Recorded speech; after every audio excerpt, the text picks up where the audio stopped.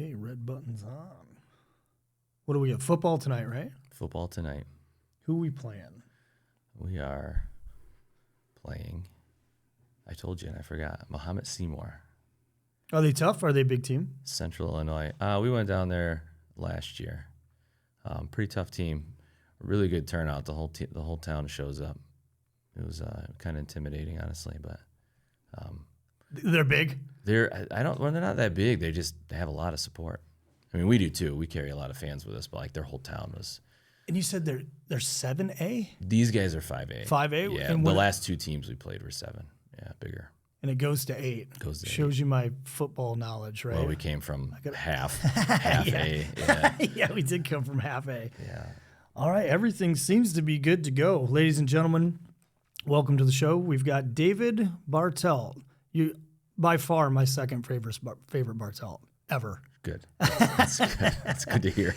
David is a full-time firefighter and paramedic for Bartlett Fire District. That's correct. And it's located where? It's just A suburb of Chicago. Suburb of Chicago. Also a USMC veteran, OIF 2. All right, we're going to talk about that. Husband and father of 2. That's right. And I've known you almost your whole life. Quite a while. Thanks for coming on, bro. Yeah, thanks for having me. Appreciate it. So we're here to talk about everything that you've accomplished thus far. You've worn a ton of hats, I have. right? Indecisive. Yeah. Indecisive. Well, let's jump right into it. What is, because we've known each other a very long time. You joined the Marine Corps right out of high school. I did. Right? What year did you enlist? So I enlisted in the delayed entry program in 2001. And why do you think, and this is becoming a topic with all, or a common question with all of the guests, we have a lot of military veteran guests on the show. What was the drive, the motivation, especially since, what was your drive and motivation to join? I don't know. Really, it was my cousin and I would run together later with your brother, and that's just what we wanted to do. It's not that I didn't want to join the Army or the Navy. It was always the Marines. I really don't know what it was. There wasn't any one movie or anything like that I watched that I said I wanted to join. I wanted to join the service, and then I specifically wanted to join the Marine Corps. I really can't think of it as to why or when. Did you ever have any conversations with your sister about it? Yeah, it had to be. Not that I remember. I mean, because I was like middle school. Like I'm talking like 5th, 6th grade. We were gonna do it. My cousin and I always said we were gonna do it, and that's justice. Being a year older.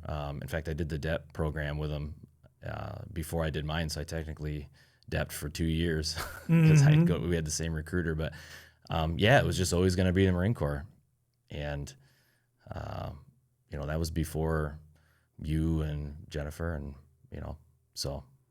Yeah.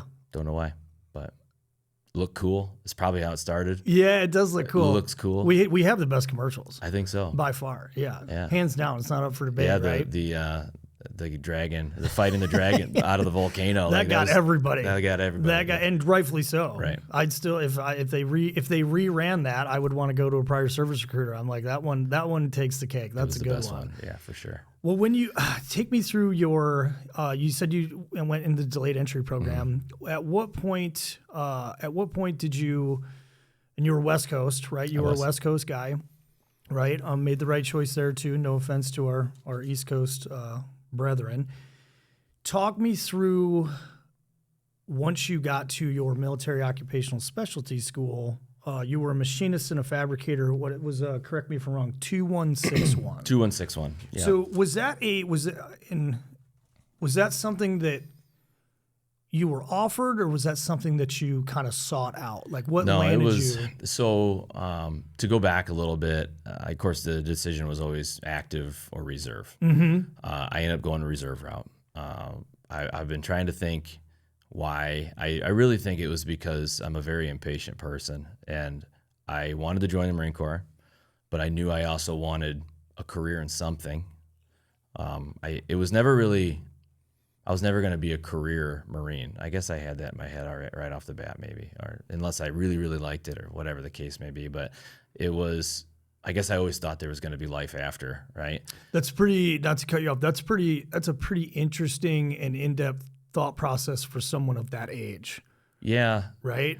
I've been told that, but which is also why they were trying to push me towards like officer and that too. But I always wanted to be enlisted and I always wanted to be a Marine Corps. I can't tell you why. And a lot of people they can't put their finger on it. It's just something, right? It's just something I felt I wanted to do.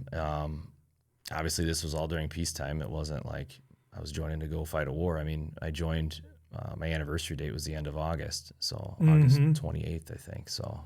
And when we were talking before, correct me if I'm wrong, was it 2 weeks before September 11th? Yeah, end of August and then September 11th. So I joined right at the beginning of my senior year in high school. What was that? Because everyone that was in your position, right, that had signed up prior to 9/11, take me through, there's a lot to unpack there, right? Like, take me through your initial, if you remember, kind of your initial thought process. Like, you've sworn in, you've taken the oath, right? And then now September 11th happens.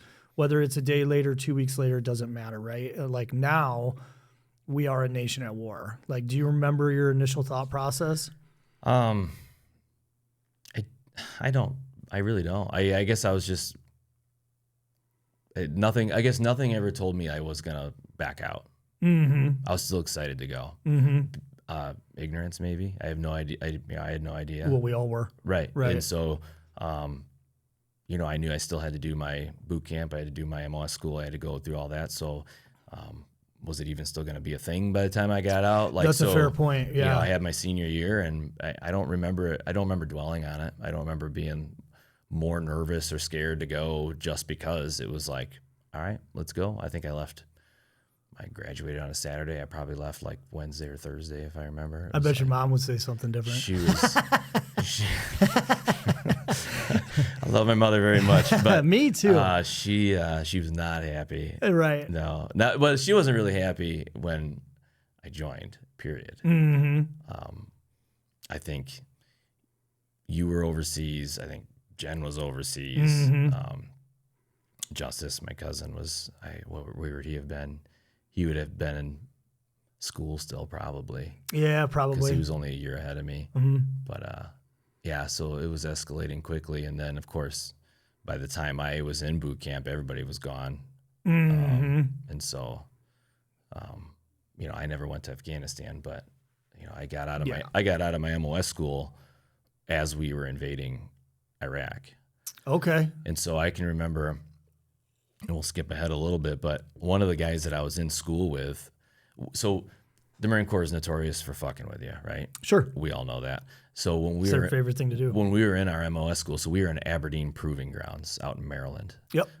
Which I don't think the schoolhouse is there anymore. I want to say it moved to Georgia. But so we were in APG, and they were telling us, you know what, we're going to go to Iraq. We're going to go to Iraq. You guys are going to find your unit, and you're going to be gone. And of course, we're like, okay. We're machinists, like we fix things, right?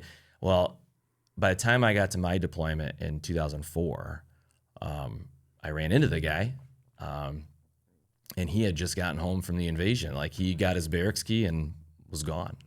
So we graduated. It would have been, when was the invasion? Middle of March? Yeah. I want to say we were done like at the very end of February, beginning of March. Like, he basically went out to Pendleton, got his key to his barracks room, slept there a night or two, and then was gone. And so I guess they weren't joking. Yeah, right. So obviously that wasn't my path. I went back home. But then it was a year later. I was back in Pendleton, spooling up for my deployment. So. And who did you get attached to? And we're going to jump around a lot here. Yeah. Who did you get attached to initially for your OIF deployment? So it was Combat Service Support Battalion 7. Okay. Which doesn't exist anymore, as far as I know. In fact, I'm pretty sure it dissolved rather quickly. I want to say it was like there was CSSG's groups, which I want to say it was CSSG 15, and then they had all these battalions that I think it was just because of the amount of people at the time that was mobilizing, and because even though there was a lot of reservists mobilizing, there was only a handful of us in the section I was with. But and what is what does that stand for? Do you remember? The Combat Service Support Battalion. Okay. Yeah. But I remember looking for it shortly after. Like other guys from my unit, they were attached to something else. They deployed like a year later, and those things, I don't even know if they existed anymore. Kind of stood them up for like a surge, and then demobbed or decommissioned. That's the best I can think. Because I mean, there's no unit patches, there's no reference to it, but it was a thing. Definitely what my orders were. So, right. Yeah. So yeah, it was a thing, right? It was a thing for a brief time. I don't know how long though. And nobody's safe from it, right? Like it's at first when I hear something like that, I'm like, they decommissioned. Well, Jesus Christ, look what they just did to the snipers. You know what I mean? Like so, and it's cyclical. They would stand those things right back up if we, the next time there's a ton of that many boots on the ground, they'll stand them back up and so on and so forth. But let's rewind it back a little bit. Like. Yeah. I'm very, very intrigued. Like, take me through the MOS training in the school that you went through there at Aberdeen Proving Grounds. Yeah. So I get there. The school ended up being a lot longer than it normally would be because I went over the winter, like fall and winter. So it was like every other week was a 96, it seemed like. So we always had time off. But we were in Aberdeen Proving Grounds. It's an Army base with a Marine detachment on it. I think there was some Air Force there too. Had been there forever. The proving grounds have been out there forever and ever. School was basically basic machining, so fabrication on the mill, the lathe. So I mean, kind of the precursor. I think eventually, to answer your question a little bit earlier, when I decided I wanted to do the reserves, because again, I kind of want to just do everything all at once, right? Like if I can, I don't think if the reserves were even an option, I still would have joined. I would have just, because the reserves were an option, I'm like, I can do college at the same time. Kill two birds with one stone. I get right? it. Yep. Yeah. So when I was, because that was the unit closest to me on Rock Island, they had a handful of openings. I wanted to do an armorer because I don't know if you remember, as a conversation we had, I wanted to build rifles. I do remember that conversation. Yep. Man, I can't remember the MOS for that, but you have to be 2112, 2111. Something like that. Yep. So 2111 is the armorer. You have to be an armorer, and then you have to be a machinist as well. Well, armorer wasn't available. They had like motor T, generator mechanic, or machinist. And I'm like, well, machinist sounds cool. But it was also one of those things where like, then if it does progress, then I could go to armorer school. And so I figured, that's why I'll do that. Yeah, you had a plan. Sure. Yeah, as much as you. Yeah, exactly. As much of a plan as you can have, right? Right. So, and I was always hands-on. I was always breaking apart stuff or breaking parts and then trying to put it back together. I was always worked on my own lawnmowers and dirt bikes, and this is what we did. So I was already mechanically, I was already interested in it. But it had been nothing that I had ever seen before. I had never touched a lathe or a mill. So, it was several months. We just learned how to use all those things and learned a little bit about, there's kind of like a mobile machine shop that they used. Just pulled, it's like a fifth wheel that they pulled behind whatever. And it had a big lathe and all the drill press and all that kind of stuff. And then basically the idea was that we would just remotely fix whatever needed to be fixed. So, and we could fabricate parts if that needed to be the case, which we did. We did some of that over there, but it sounds to me, it's so interesting. It's almost like you're a combat pit crew, right? Like you can fix whatever right now on the spot. And, and because of my being in the reserve unit, I probably would have a lot better description. It's probably machinists listening to this going like, we did all sorts of shit. I didn't. Right. So I did the school, and then I did very little at my home unit because I wasn't there very long. And then when we got deployed, there wasn't that much to do because they were shipping in brand new stuff all the time. We did do some repairs and some critical stuff. Don't get me wrong, but by the middle of my deployment, it was like if something broke, they just had a brand new part in the shop somewhere, and they just fixed stuff, or replaced it and not fixed it. But and then when I got home, my reserve base was wiped out. Like everything that was viable was shipped overseas for the war effort. So it was like we didn't have shit to work on. So really, we just, I mean, there was some stuff going on, but it really wasn't like I didn't have a machine shop, for instance. Yeah. Well, what was the curriculum like? Like, did you spend a certain, like, how were you tested? How were you evaluated? Like, and I'm going to use like layman terms, right? Because I've never lived in that world. Like, you spend a week on the metal lathe and then you've got to, like, how would they evaluate your progress? And was it, everything in the Marine Corps seems to be like blocks of instruction, right? Yeah, so and it was. Kind of talk me through that. Yeah, I'm trying to remember. We had some bigger projects. And so basically what it was like how to read plans and, you gotta, whether it's depending on the kind of metal, how big it is, that's how you set your speeds and all that kind of stuff. So there was a lot to that, to know the right combination of speeds and how fast to feed it. If you feed it too fast, it won't cut as well, yada, yada. But we were judged by building projects. Like here's a blueprint, you have X amount of hours to make this. And then you either made it or you didn't. And then once you made it, they measured it and it had to be within, your plans would have your tolerances set on it. So like it had to be plus or minus 2 or 3 thousandths of an inch. So, which, like it seems crazy, but if you're trained, like I said, right? if they give you all the tools you need, if you just follow the rules, then it's actually not that bad. But, and as far as I know, everybody did well. But it's a very long-winded way of saying that you were too smart for the infantry. That's what I'm hearing. Maybe, sure. I don't want to. Yeah, you guys. We need to. I think I would have been good at that too. 100%. 100% you would have been. It was just what I did. That's no big deal. So after you graduated the course, and we've talked about this, after you graduated the course, how long from graduation to boots on ground? What was that time frame like? A year. So you knew for a year out, like here's our date, or no? So I got home, then I got released to the reserve status or whatever. Like I said, end of February, very beginning of March, and then I had that summer.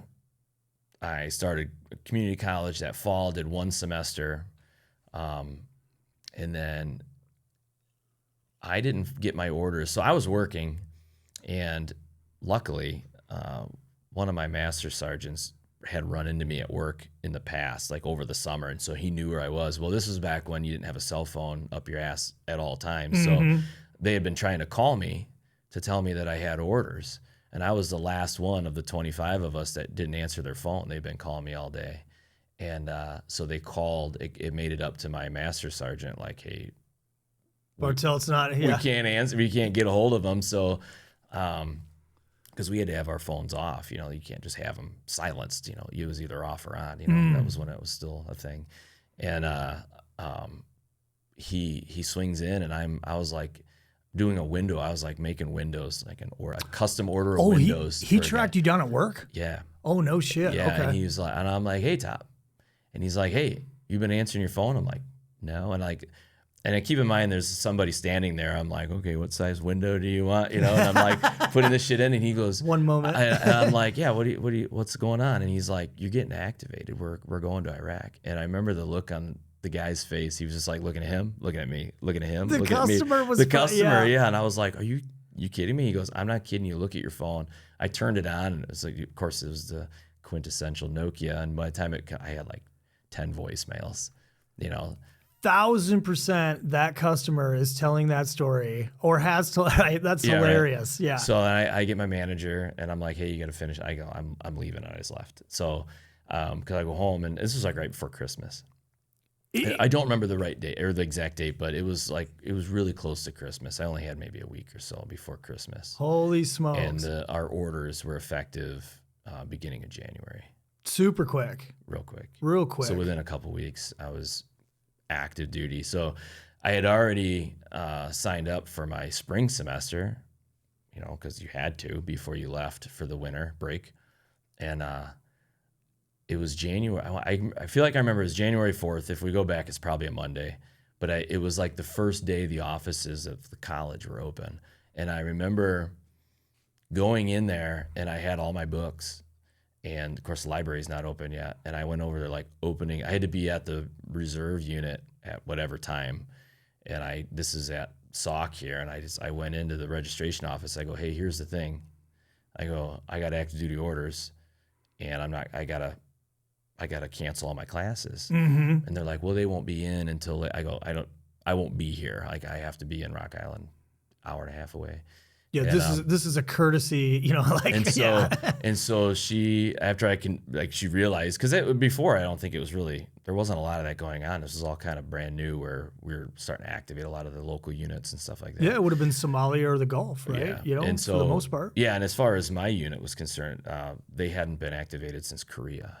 So we were the first. No shit. Yeah, so as far as Rock Island was concerned. But so she put a Post-it note on top of my books, and even though I didn't sign anything to cancel my class, she's like, I'll get you canceled and get you refunded. And I remember it was like a month later, I got the refund in my bank account. Like, so she did it. Yeah. So luckily, but I'll be back when the war's over. Right. Yeah. Right. Isn't that that was kind of a that's awesome. Sappy sound. Yeah. Right. But so I was like, so I did that quick, and then I was hauling ass out to Rock Island, and then we checked in, and it was a shit show. Anybody who's still listening, that was at that time, everybody did the best they could, but nobody knew what the fuck they were doing.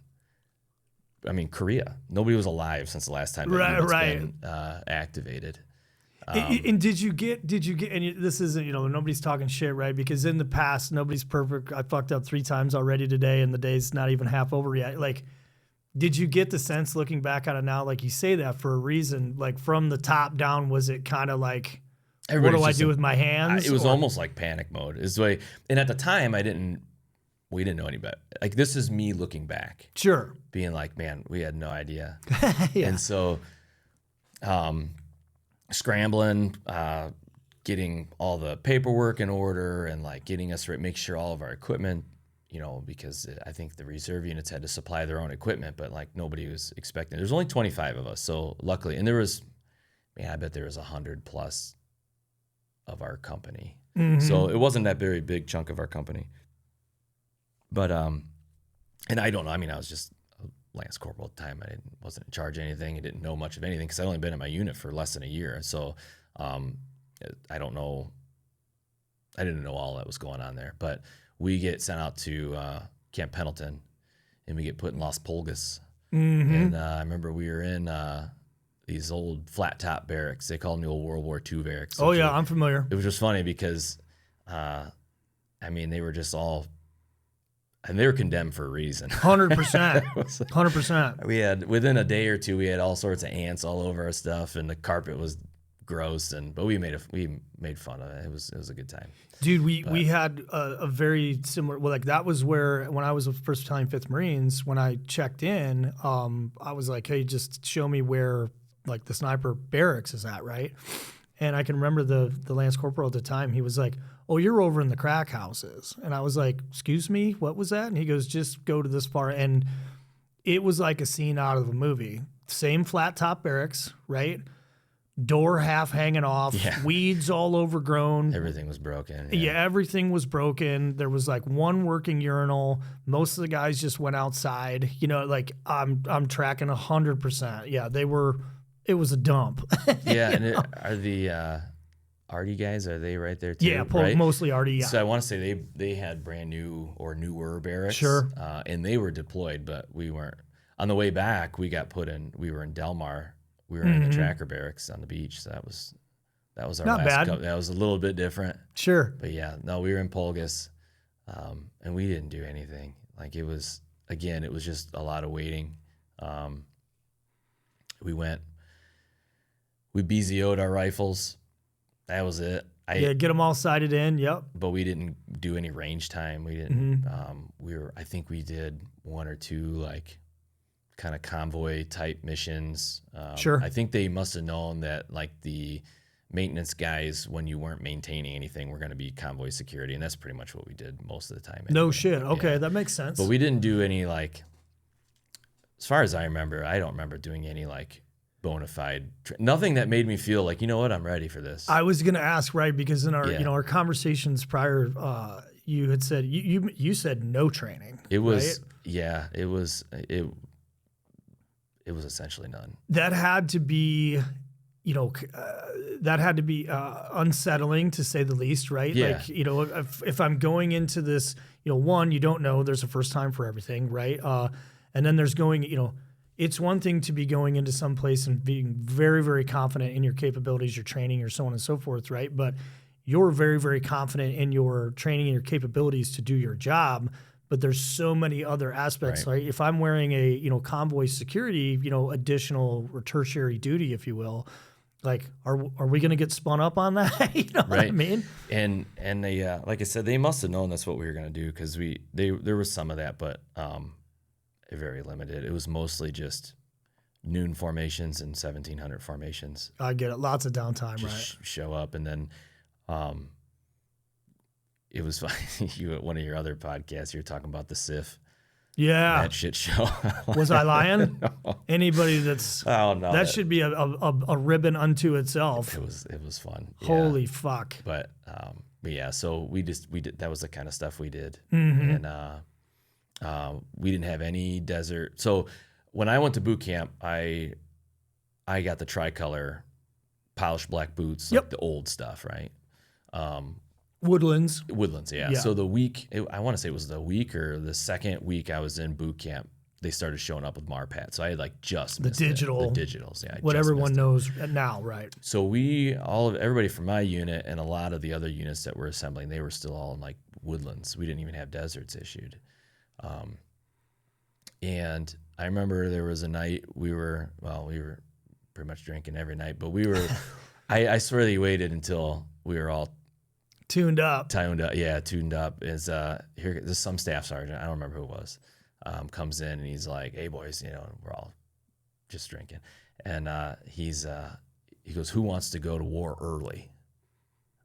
And we're like, "What do you mean?" They're like, "We have an advance party leaving next week." Oh, sick. And I don't think we were supposed to leave for a few weeks, and we're like, "All right, well, let's get it over with."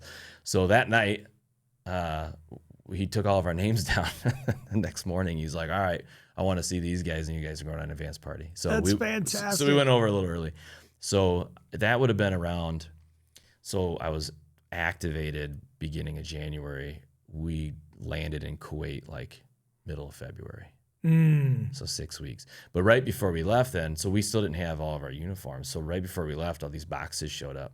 And in the boxes were boots and digital camis, like desert stuff, right? And the boots were all like, none of us got the right size, so we're all like trading last minute to try to like find the right size.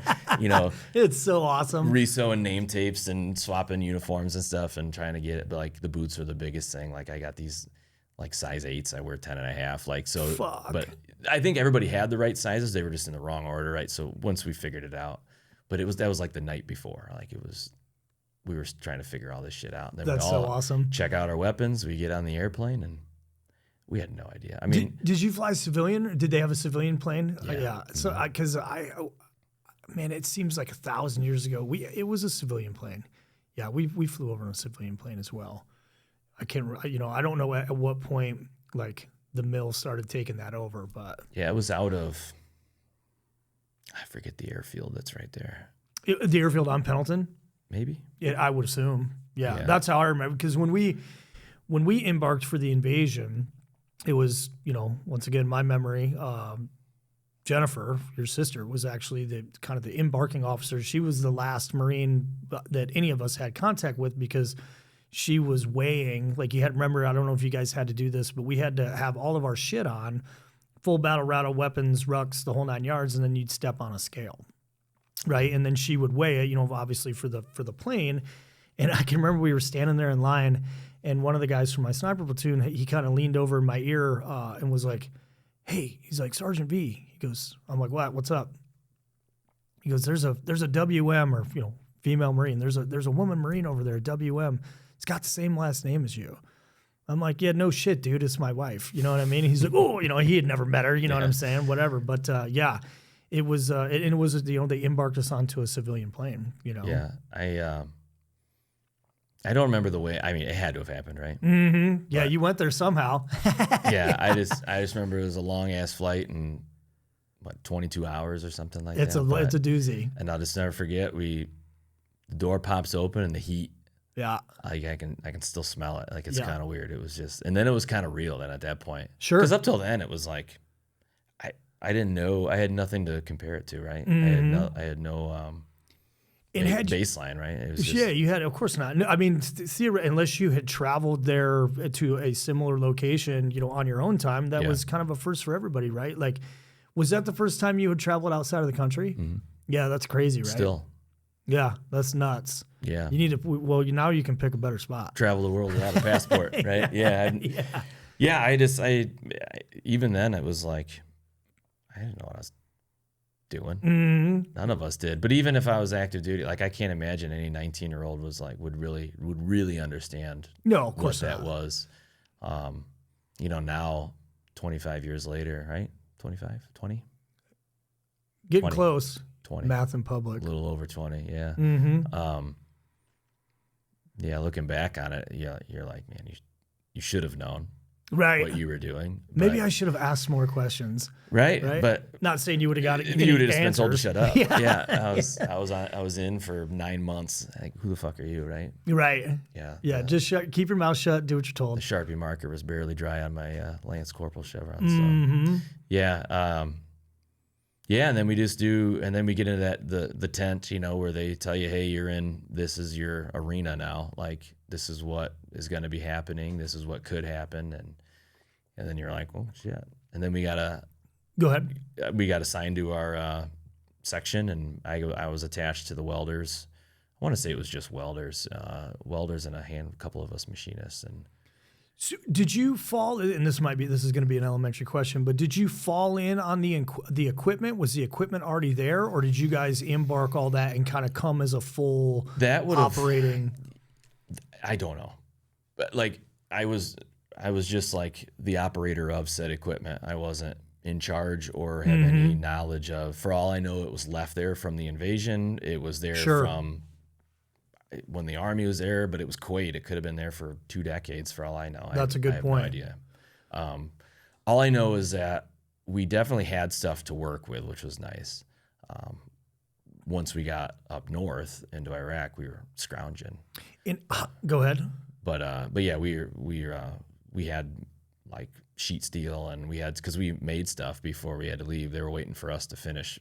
When I was talking to you about the weapons mounts we did on the Humvees, we had everything we needed for that. It was just time. We just had to put it all together. Well, we had to kind of come up with an idea, but we had all the supplies, so the equipment had to have already been there. And for the tittle mounts or the weapons mounts, for the kind of paint that picture, right? So you have the up gunner in the Humvee, right? He's the guy that's sticking out of the top, and he's manning whatever weapon system is being employed off of that particular vehicle. Were you fabricating those from scratch, or were you repairing broken ones, or? So these were just 2-seater Humvees. Okay. Zipper doors, the whole lot. Like, these were not Humvees with ring mounts in them. Oh, okay. So whomever it was said because we drove because being a maintenance battalion, we had in Motor T, and that we had to get all of that equipment up north. So we weren't just flying. When we came back in C-130s, I think.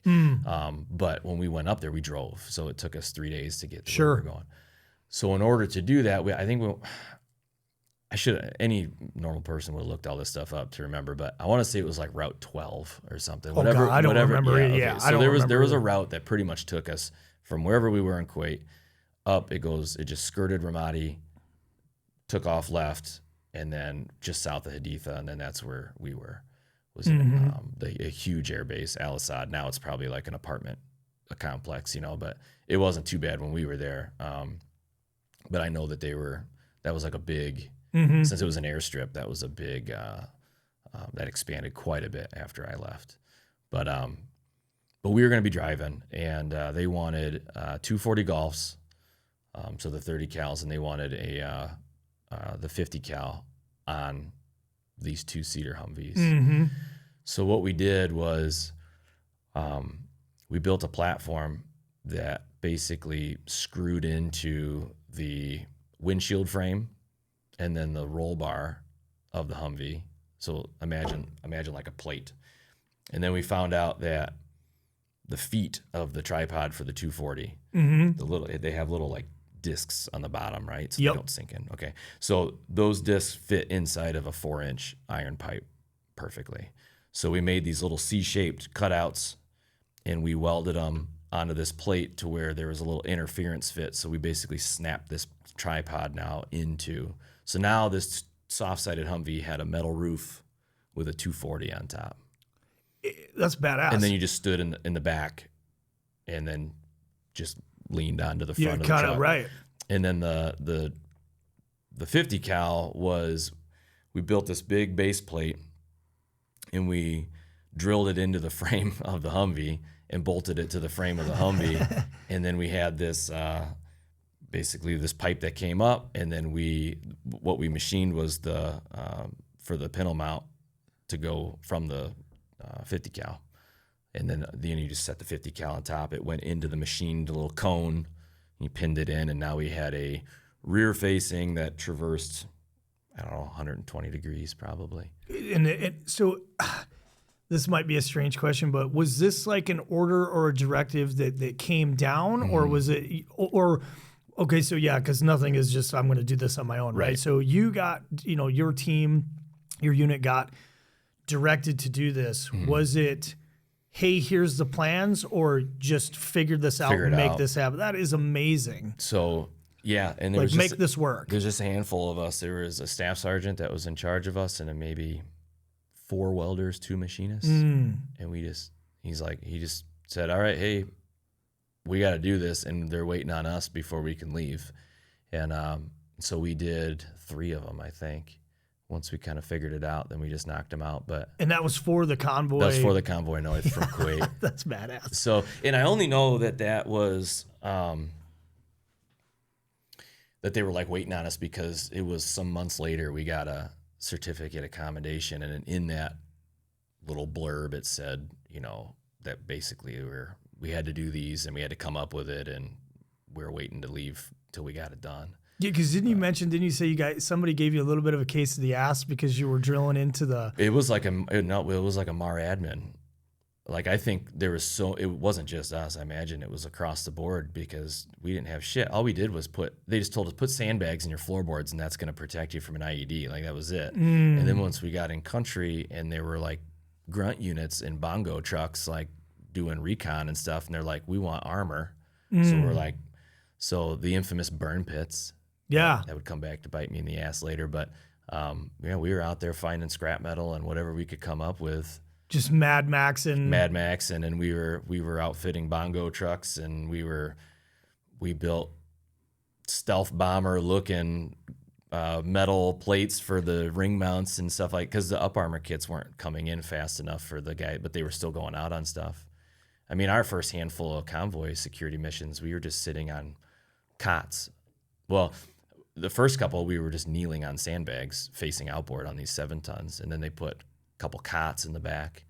He hit a few bumps in those, and then those cots folded up. Right. And then eventually the, I want to say it was P3 guys, packaging. I don't know. They build a lot of shit out of wood. Okay. So they built us some benches. I want to say it was P3. They were the ones that, like, if you had to crate something to ship it, they built custom crates for whatever. Oh, okay. Yeah. Some sort of embarking specialist. Protection and postage, or I don't know, something like that. But those P3 guys built us some benches, and that's how we finally were able to sit on something that didn't fold up on us when we went off-roading in those 7 tons. Because the 7 tons, of course, just leaning. But we didn't have up armor kits for a while, so it was just the soft side, like from your torso up. You just... Yeah, it's right. It's just sitting there like... Yeah. And while we were in Kuwait, our shop was building these. So any of the convoy security training and stuff, we didn't do nothing. Well, how long were you in Kuwait? You say the shop in Kuwait. How long were you in the shop in Kuwait before you guys moved? Just a couple weeks. Just a couple weeks. Okay. So you hit the ground right away, kind of running, or I don't want to use improper terminology, but would you have like a certain number of projects a day, or were they like tickets? That was the project. Okay. So from what I can remember, we got put into the the big tents, and whatever, and they're like, all right, here's your staff sergeant. Hey, we all introduce, hey, we're all welders and machinists. All right, we are going to be together in Iraq. And then I don't know, a day or two, they're like, hey, we got to figure out how to do this. They want to find out how to put these weapons on these vehicles. And then we're we moving. Just figured it out. That's fucking cool. And then we started fabricating, and then within a couple weeks, we had a few of them done, and away we went. How many? I should have brought the pictures. Yeah, I would love to see them. Yeah. So how many? Because it's rarely a first draft, right? Like how many iterations or how many generations? How many times did you fuck it up before you figured out? You know what? A grinder makes everything go away, so I don't know. I don't remember. I think it just kind of made sense, and we didn't really have time to make it perfect. It was like, does this work? Yeah. All right. Good enough. We're going to war with what we got. Good enough. That should have been the slogan for the whole activation was good enough. Mm-hmm. Is this paperwork done? That's good enough. Right. Is this gear fit? Good enough. Yeah. Yeah, I understand. Yeah. Have you shot your weapon since boot camp? No, but it's good enough.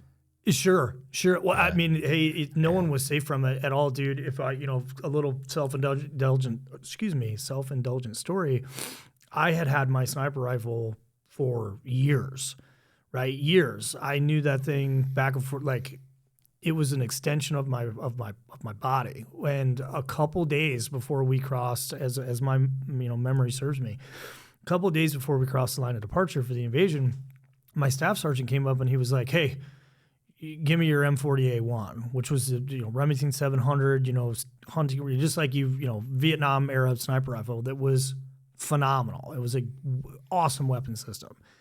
And the M40A3s were coming out, right, which was basically same guts, same barrel, so on and so forth, but the stock was more of like a bench rest style shooting gun, exceptionally heavier than what I was used to, right? And I said, "I'm not taking this thing.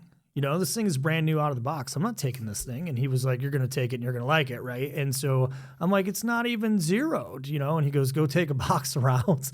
So I took a box of rounds and went around the corner and whipped a, battlefield, zero on that sniper rifle. And you go to war with what you got, right? Yeah. And so, and turns out it worked just fine. You know what I mean? Right. But I was uncomfortable with it, so yeah, sometimes good enough is good enough. Yeah. And again, ignorance is bliss, right? So at the time, looking back on it, it's almost hard not to inject 20 more years of knowledge when I'm trying to remember this stuff. But at the time, it wasn't a big deal. Mm-hmm. I didn't know it was a big deal until later when I'm realizing why am my nerves still buzzing? I was like, oh, well, because that was insane. Because it was everything was so fast, and at the time you're like, damn, you're lucky. Yeah, we were given 30 rounds, and you had one magazine. One magazine for the whole trip to everything. Yeah, Oof. And then a couple machine guns that you shot. Well, that's like having a warm blanket. 6 to 8 round bursts in MCT. Yeah. Yeah. All right. We only got one belt and there's 40 of you. So don't blast it, And then next thing you know, we're sitting there. Right. I get it. Looking like idiots. I think, honestly, I like to think, I know though, but I'd like to think that at the time they just knew nothing was going to happen. I mean, how do you, right? But at the same time, when we went on convoys, every single LVS, 7-ton, What's an LVS? Man, I knew you'd ask that. Yeah. Paint the picture for me. So they're the ones that carry they'll pull the trailers. Okay, yeah. They have the real big sharp nose cab over. Yep, I know exactly. I can picture landing it. vehicle something. Yeah, I never knew what it was called. Vehicle something out LVS, and they just pull a lot of shit like tractor essentially. Yep, I can picture it. Yeah, big perfectly. 7-ton tires on them. Yep. So every one of those, every vehicle that could have a ring mount, and then even the ones that weren't supposed to, we put. I mean, our convoy going north probably had 50 Mark 19s, 50 cals on it. Like we were bristling. And for the audience sake, the Mark 19 is an automatic grenade launcher. Yeah. Yep. So, And even when we went on our convoys, they were much smaller because Al-Assad was the airstrip. That's where all the supplies came in. And then we would push out probably once a week. We'd go to some fob, whether it be a couple hours away or a couple days away. And then they would put a 7-ton at the front and at the back. And there'd be 9 of us in the 7-ton and then we were the quick reaction force of the convoy should it get hit. Mm-hmm.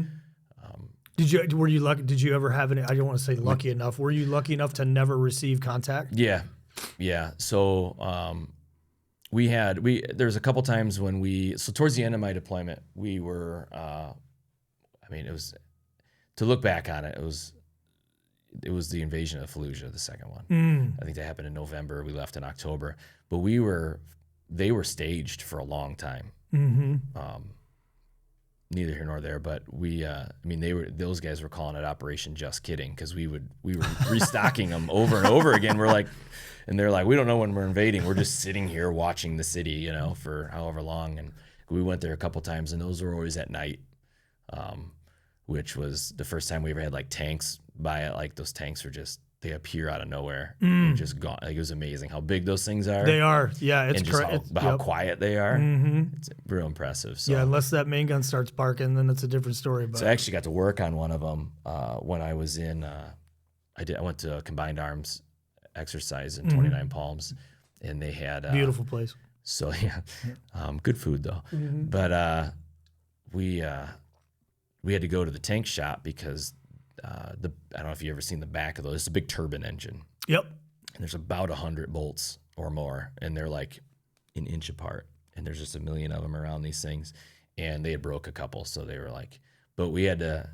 They like took our phones. They made sure we didn't have cameras because we were like working in the tanks and stuff. Oh, really? Yeah. They didn't want us They want to make sure us pogues weren't taking pictures of sensitive things. It's most likely what it was, but we got to remove some bolts from that's when I actually saw those things up close. And, that's incredible. Yeah. I've never been inside one. Yeah. They're cool as hell. Yeah. I don't think I would ever want to be inside one. That's real. It's right. It's tight. It's tight for sure. But, very impressive. Yeah, it is. And I found out the hard way that they're, NBC, nuclear biological, they're safe. They're NBC safe. I found that out the hard way. It was one night. I don't know if I've ever told you this story or not, but during the invasion, I had taken my gas mask off and I was kind of using it as a makeshift pillow for the 30 minutes here or an hour here that you were able to kind of shut your eyes, right? And one night in particular, I had kind of dozed off and my door opened to the Humvee, and it was my forward air controller. His call sign was Spaz. Great dude. Forward air controllers, as you know, it's like he's the officer that's talking to the aircraft if we're going to, drop bombs on anything, right, in layman's terms.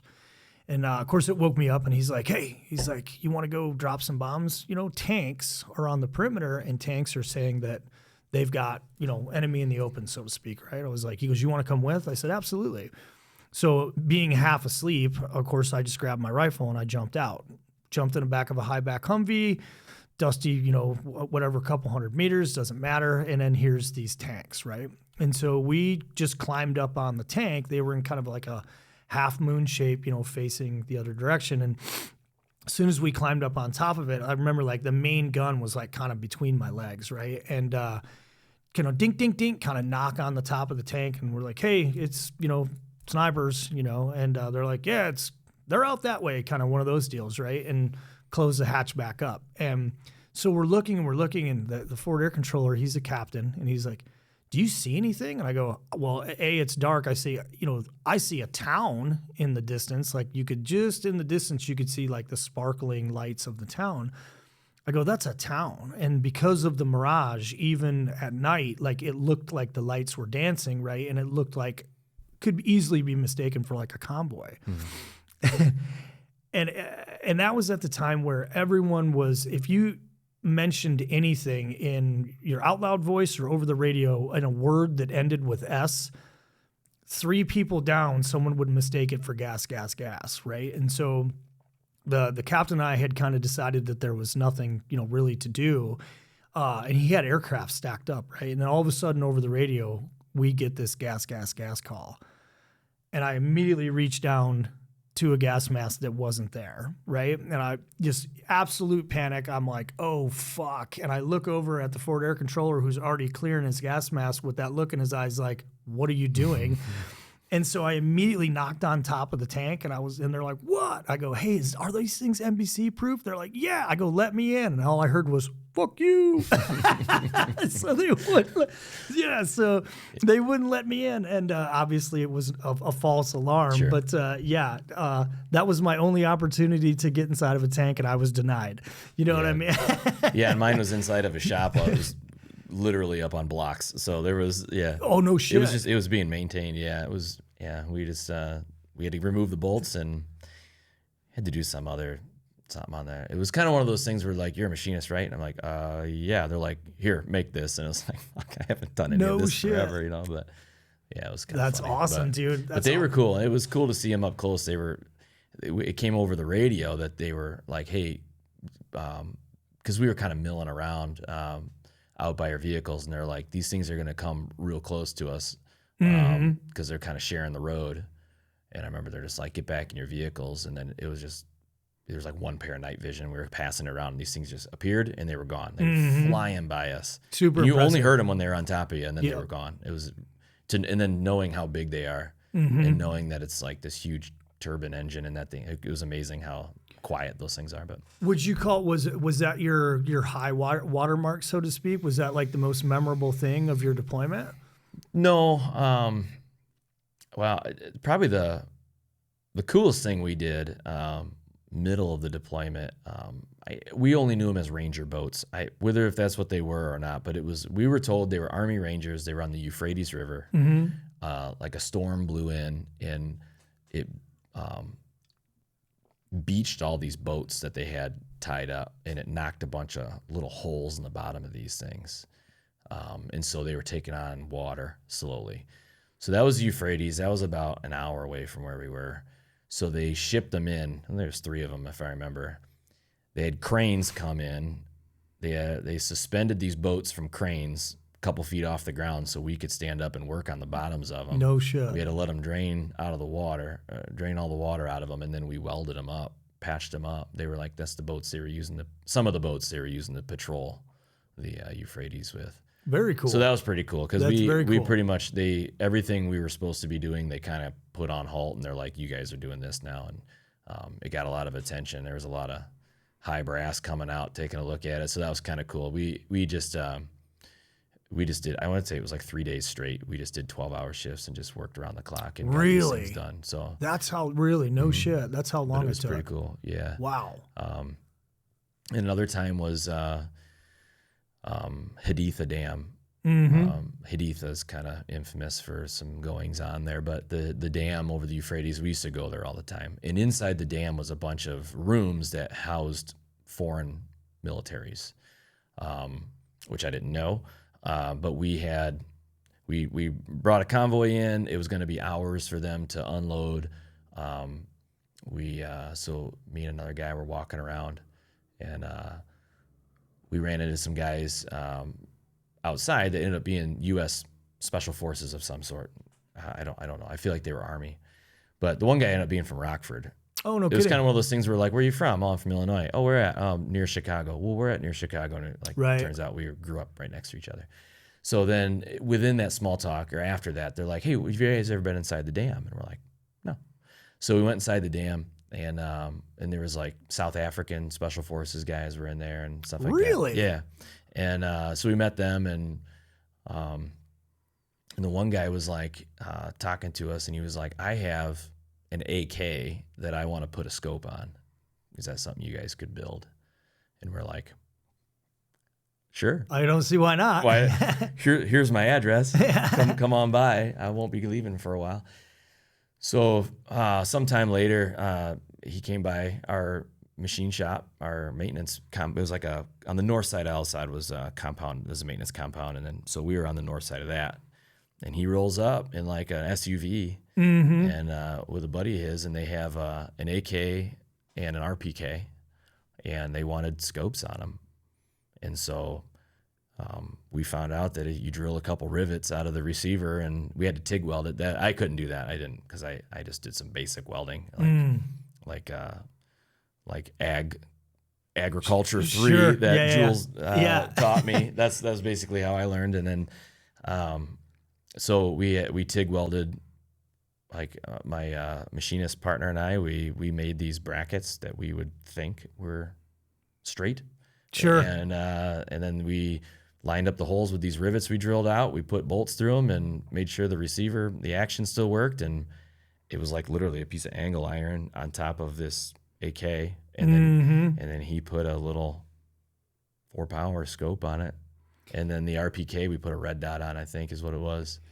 What was the payment plan? Like, would they trade you in booze or MREs? No, like, I think it was just cool. Yeah, just they knew you'd help them out.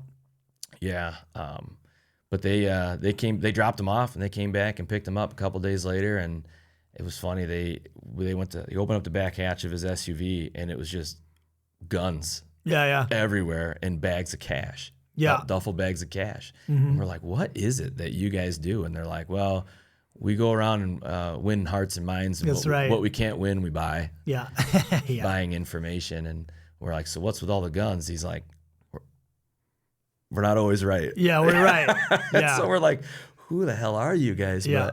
But I'll never forget. His name was Keith. He's just jeans and a t-shirt in the middle of Iraq. And we built him, like I said, I should have brought the picture. We have just an RPK and with a red dot on it. That's awesome. Because we can. Yeah. Be like, hey, make sure you drop test this. Then later he was like, if you guys are back at Haditha, which we went there a bunch, he's like, come find me. We'll go shoot this thing off the top of the dam. And I never got to, but I want to say my partner went on one, and he found him and was able to.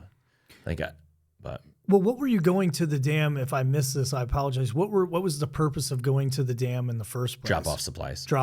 Yeah. Okay. So Al Assad is a huge base. It was one of Saddam's. I want to say it was his biggest air base outside of Baghdad, and it was in western Iraq, and so it quickly became like our stronghold out there. Like every day they were flying fighters out and supply in, and that's where everybody came and kind of got dropped off. And interesting. Yeah. So we would push out.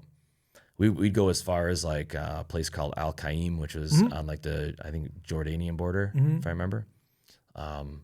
Camp Korean Village was out by Syria. That was the one that took like 2 days to get there. That was way out there. But otherwise we went to Haditha Dam quite a bit. And then I never went. Yeah, I never went. And I'm picturing it now. Like I can only remember where we like parked everything, and then it was within walking distance. Like you could go up to the dam where the spillway was coming over, and but we just kind of like went in the back door and came out. Like we never really went to where they were operating, unless they were all living in the dam. I don't know, but I just only know those few people that I went in there for. But that had to be super interesting on the inside of it. It was cool. Yeah, it was just like a big, like I don't know, it was just inside of a dam. It was a bunch of rooms. Yeah, but from what I can remember. And that's and they were just in there hanging out, watching TV and drinking beer and making tea and yeah. And he said there was a bunch of other people in there, and we obviously just went in there and talked to them. But it was kind of cool. I met Azerbaijan. They conscript their teenagers, so I have a picture of one of them. He's about 1.5 feet taller than me, which nobody's gonna know. That's not that hard to do. but yeah, he was 6 foot plus and an AZ, and we got somebody that finally translated. And he was just turned 15. Oh wow! They slapped a rifle on him and sent him out there. But yeah, he was operating out of Haditha. Yeah, it brings a whole new kind of meaning to, military age male, right? It's like, what does that mean? Well, if they're strong enough to hold and operate a rifle, that's military age male. Right. Depending on what country you're talking about, almost probably everybody but the United States or the, the Western, westernized civilizations, if you will. So after Haditha Dam, take me through where are you at specifically? You're at Al Assad. Al Assad is my that's my home base. Yeah. And so what is take me through a typical day, if there is such a thing as a typical day? Yeah, so we would we'd go up to our maintenance compound and whatever there was. Sometimes there was nothing, and like we made weights for people. Oh, like, sure, like yeah. bench press out of an axle and some old stuff, and just weld it and then just You're gonna laugh at me. fucking around. You're gonna laugh at me. I always wondered where that shit came from. Yeah, us. The people with welders. I was like, where did they? It would just appear. We would have right? people drop off stuff and be like, "Can you make bench press out of this?" We're like, "Yeah." Oh, that's awesome. Yeah, and we would they were kind of close to whatever weight we thought they were. Sure. They were just plasma cut and. That's badass. But then sometimes we'd have somebody come down from the air wing, and I remember one was like, "This is a run. The runway would get hit by rockets all the time, Mm-hmm. And there was like this. I think it was like a light bezel or something, but they wanted us to machine a new one because it got. I mean, so it was random. I told you earlier the Humvee door hinges. Yeah. God, we made 1 million of those because. Before the up armor kits with the big piano hinge for the heavy door, they were just like 3-inch long, real thin, like 1/2-inch pieces of round stock that just kind of like slid the vinyl door. Well, when you hang a Kevlar blanket off of that weighs 50 pounds, then those hinges break. Sure. I always thought it was funny. A lot of my film got stolen, but because we would hang our packs off the side of the trucks and they get snatched, or they get ruined in the airport or something. But I had a good picture of my buddy he was in this lathe, and the only round stock we had to make a hinge out of was like 2-inch stainless steel. So probably like a $5,000 piece of metal. It was kidding. It was huge. It was like this 8-foot long stainless stock. It was just, I don't know where it came from. We had to get our carbide bits out for, and we turned just 1/8 inch at a time, just turning off inches and just nothing but Wow. scrap. Like it ruined it. You know what I mean? Like, but we needed 1/2 inch and we only had 2.5 inches. We just, and so there's a picture of it, and like the whole back of this machine van, because it was like this tow behind van, right? Big 5th wheel looking trailer. The whole back of it's just full of metal. Metal scrap. Just, yeah. And it was like one of us would be, we called it hog, and when you just take chunks off as much as the machine would let you without breaking, and then somebody would be on the other side just pulling all that shit off. Wow. And how long did it take? Hours to, yeah. I mean, we wasted 50 pounds of metal to make 40 hinges, but after These are important hinges, though. Well, the doors had to work, right? But we couldn't make them any beefier because the hinge on the Humvee itself was only so big. So we were just making more shit that broke, and they'd be right back. And then eventually all the up armor kits came in and stuff got outfitted. And, then we didn't have to do any of that anymore. But we always thought it was funny. We're like, this is probably a really expensive. And for the middle of the desert, it was probably a really rare piece. Like, I don't know what a 2-inch piece of stainless was doing in the middle of the desert, but there it was. It got there somehow. And we ruined all of it. Yeah. just took it all down. So we would either do that or something would break and need to be welded, or we made a few more of those mounts for the weapons. 6-cons, is that right? You ever seen 6-cons? So I'm not sure. So they're like big containers. I want to say they're 500-gallon containers. Like a train car, a quad well, they would go on the flatbed of like those LVSs or the back. Yep. Yeah. So they were just tanks. They were big tanks, squares. They had a frame around them so you could stack them. Mm-hmm. And they would hold fuel or water or whatever you wanted to put in them. Well, they had where the valve was to drain them. It was obviously a round tank, but then it had a square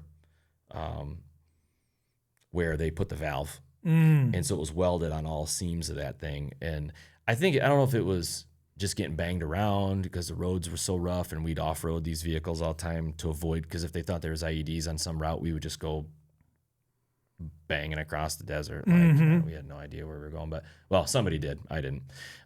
We would just be covered in by the time we got to where we were going, we were like absolutely covered in dust. But, Right. Yeah. Because we were just off-roading to skirt some little town or whatever. Sure. Well, these things would get all banged up and they'd leak.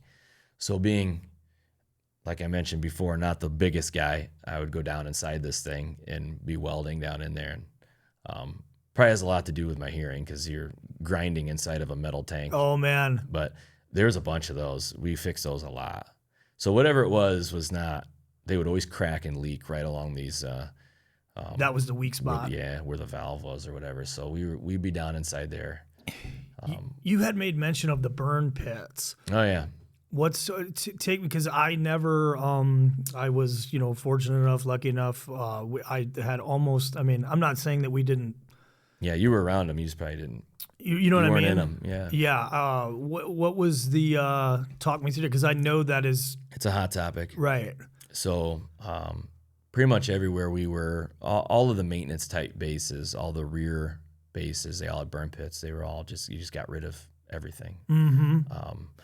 Al-Assad, they were digging up because from what I understood, from what we were told is like Saddam buried a lot of stuff to try to hide it, and they were uncovering a lot of like 500-pound bombs and shit like that. Mm-hmm. But there's a lot of other like smaller ordnance and stuff. So when they weren't blowing that up, whatever else they found that was buried that couldn't be blown up, they would burn.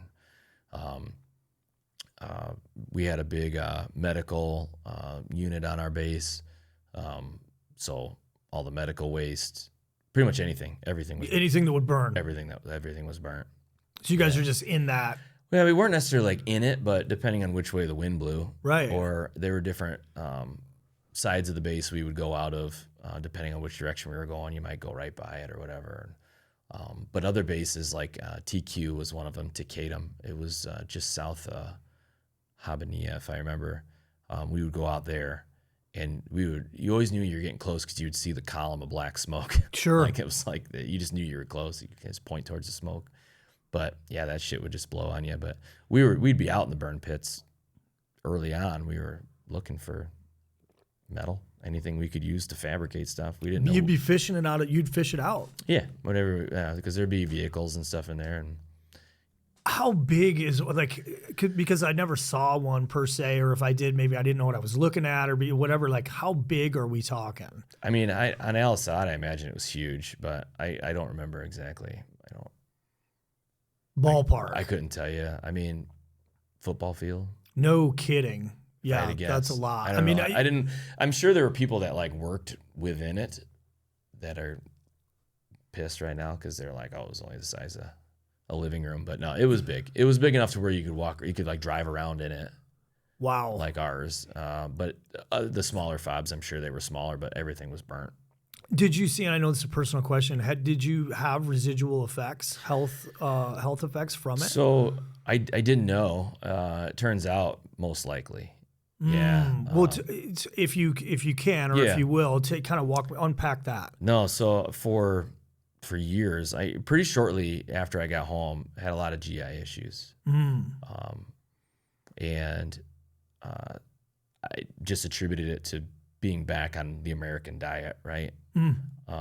But then it lasted a year, then it lasted 5 years, and then it was just until a few years ago, probably 5 years ago now, so 15 years afterwards, it was like, something's wrong. Like, and talking to some different people, and they're like, well, maybe it was, if you were around burn pits, they're finding that's like, it disrupted a lot of, like what the VA is telling me at least is it could have to do with like the nerve endings in your GI tract, which is why it's not like working like it's supposed to, essentially. So, and they eventually put me on a nerve medicine that has actually worked pretty well. So they might be onto something there. But they basically, as soon as I went to the VA and I said, hey, listen, I don't know. I was told that this could be this. And they pulled my records. They saw everywhere that I went. There's a huge list of like burn pits, and every fob that I had ever been to over and over again, they were all on it, including the one I lived on. And they were like, yeah. Done. Probably. Done. Yeah, like here's, and I've, I just had an endoscopy yesterday. So like there's up in Madison. So a couple times a year I get checked out. And do you, how do I want to frame this question? Probably doesn't seem like something I want to hear coming out of a medical professional's mouth, right? No, but it was more likely than not if VA speak, right? Right. But basically there was enough evidence that, yeah, when you're burning medical products and weapons and anything that's burnable. Yeah, and you breathe that for an extended period of time, bad things might end up happening out of it. I mean, diesel fumes, right? Too. I mean, yeah, just from the shit barrels. Yeah, right? That's just I mean, on my job now, like diesel's a big concern where we have vents in our stations that pull all the fumes out. Like we hook them up to the exhaust pipes, like because they know that chronic diesel fumes cause GI issues, right, stomach issues and stuff like that. So Afghanistan's kind of no different, right? Like my time in Afghanistan, the better 4.5, better part of 5 years on and off, and the whole like Kabul in particular, like the whole place, they would burn anything for heat, right? Anything for heat, and anybody that's been there, especially in the wintertime, like there was just soot, in the air. Like it would burn your eyes when you got off the plane until your kind of eyes got used to it, right? And I can remember one of the first winters I was ever there, and it was my first trip. It was my first trip to Afghanistan. I, being the new guy, I was like, where's the gym? Where's the chow? And kind of what do we do around here, right? Well, I grabbed a bunch of like ramen noodles and some bowls, white bowls out of the chow hall, the mess hall.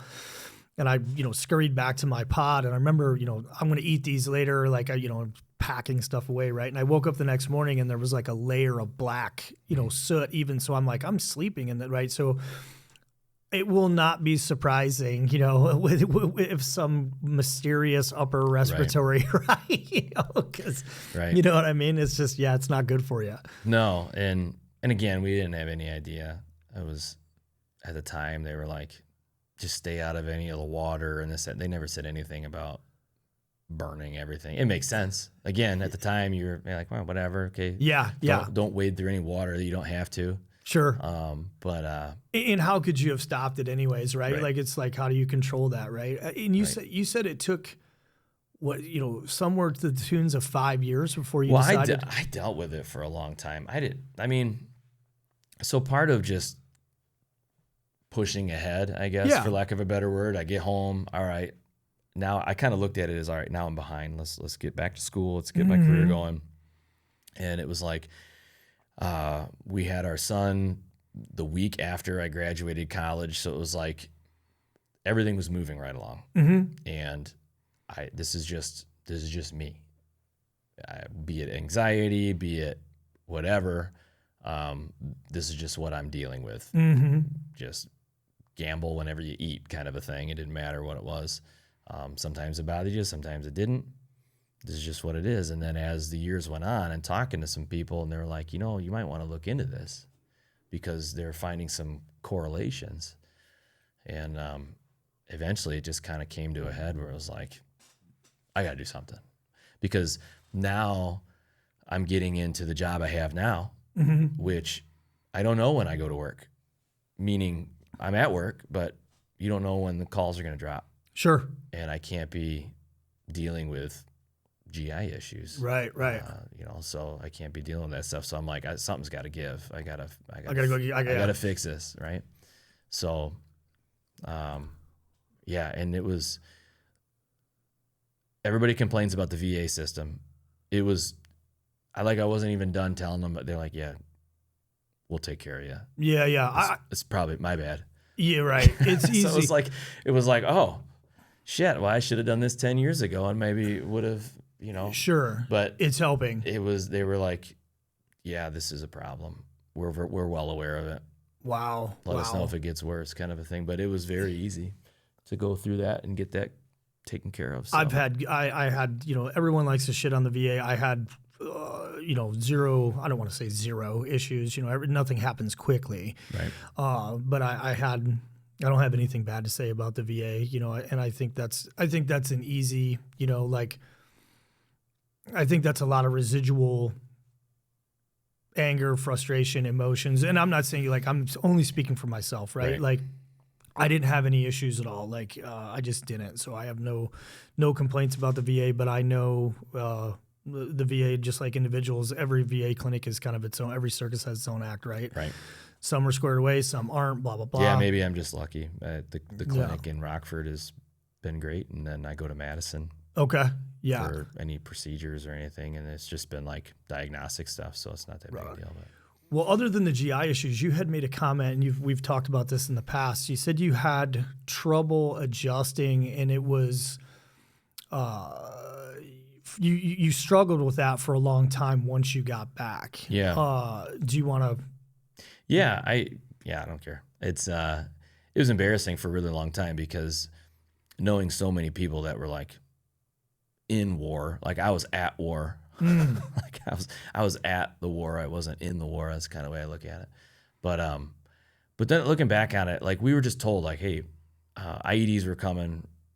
They were getting more and more creative. Like while we were there, like every convoy brief, everything was like, all right, be careful going under overpasses, on ramps, off ramps where you're like steep sides and pigeonholed. Like they like to stick stuff there. You mentioned they burn everything. They burn tires all the time. They were telling us, avoid the tire marks in the side of the road because they're melting tank mines down into the asphalt. Roadkill, they're wiring. Yep. Things were going from being command detonated to cell phones. So like every day we're being told, anybody on a cell phone. But then at the same time, as those threats became more like, hey, watch out for this, and this, it's like, but don't react unless. Right. So like in the back of your head, you're like, well, what the fuck am I going to do about it anyway? Right? Like you're just sitting here. You're just hoping nothing happens. Right. I'm hoping that the fact that this convoy has 20 heavy weapons on it, that they'll just leave us alone. And then with the IEDs, you can't, you'll drive yourself nuts thinking about that. Yeah, for sure. But, and they were around. We avoided some places because they were pretty prevalent, took different routes. And there were some convoys that got hit. I was fortunate enough not to be on one of them. And because you like to think, okay, I'm on the convoy security team, like we're the quick reaction force, right? Something happens, we're going to dismount. Then it's like, wait a minute, our training is that they said if you get hit, you got to get off the X, right? So are we dismounting while our vehicles take off? Like, it's a fair question. So you're like, what the fuck are you? So we're here to just posture, right? Sure. It worked for me. Yeah. For the guys I was with, like nobody messed with us, right? But like, thank God. But by the end, there were buses of people driving right alongside of us on the interstate. Like, yeah, it's all the stuff that wasn't supposed to happen was happening, and we're like, so what are we gonna do about it? Super frustrating, right? It's very frustrating, and I think it was just my issues was we just never quite like. We never got to like blow off that steam. You were redlined, you were ready. Coming up, okay, here's another overpass. Here's another whatever. Here's evidence of the last IED in this area. And you were just ready. We go through these little towns. This one was called HITT. HITT, I think. The Amtrackers were there, I think. So we would drop off shit for them. But we had to go through this like traffic circle. And like I could see the back wall of these guys' shops, and they're just standing in there and they're like, anything can happen here. Sure. They have the elevation, they have, anything. But nothing happened, but we were moving about 5 miles an hour going through this traffic circle, and it was just like, so you're just kind of like redlined, and then they're like, all right, go home. Yeah, that was it. You just never had like, and I have no frame of reference as far as like, would combat have fixed that? Probably not. It would have just probably paralleled some other issue, but like, I can't help but think that if I would have just had a chance to like feel like I was in control. Yeah. But we weren't. We were just kind of sitting there. Yeah, I can. So to your point, it's just a different like. The anticipation is almost worse, and I know this is going to be a ridiculous thing to say, but the people that have been through it will attest.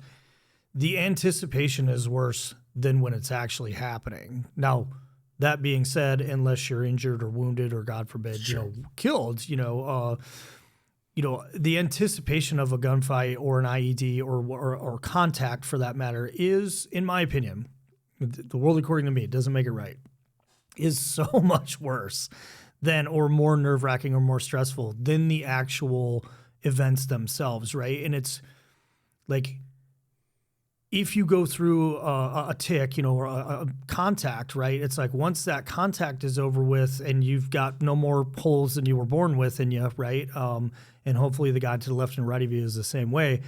You do get a tremendous amount of, adrenaline dump. That chemical cocktail kind of flushes out, right? And it's exhausting, right? It's very, very exhausting. And so it's like you're exhausted on both sides, right? If there's all that anticipation for months and months on end, right? And I dealt with this, or I experienced this in my, post Marine Corps life, where our job was to kind of not be seen, get things accomplished. And, if you got into contact, it was either you did something incredibly, wrong, or you just happened to be in the wrong place at the wrong time, right? And so that anticipation of potential threat, in my opinion, is just as, if not more, stressful to every part of you, right? Is that fair? You know what I mean? Yeah, to me it's fair, but I mean, I'm sure any combat vet listening to this is like, there's no. But again, my apex, that was it. Mm-hmm. That was the guy that I'm making eye contact with on the top of a building while he's talking on a phone and pointing. Yep. And 3 months ago, at the beginning, they're like, don't tolerate that, and then afterwards, it's like, don't do anything unless something happens first. And it's like, well, what if he's caught me? Whatever. Mm-hmm. So it was kind of it was pretty quick to know that, you know what, if something happens, it happens. But yeah, you were redlined for a long time. Yeah, it's a long time. And and I see that now, like with my current job, like it's when you're actually like in a fire, right?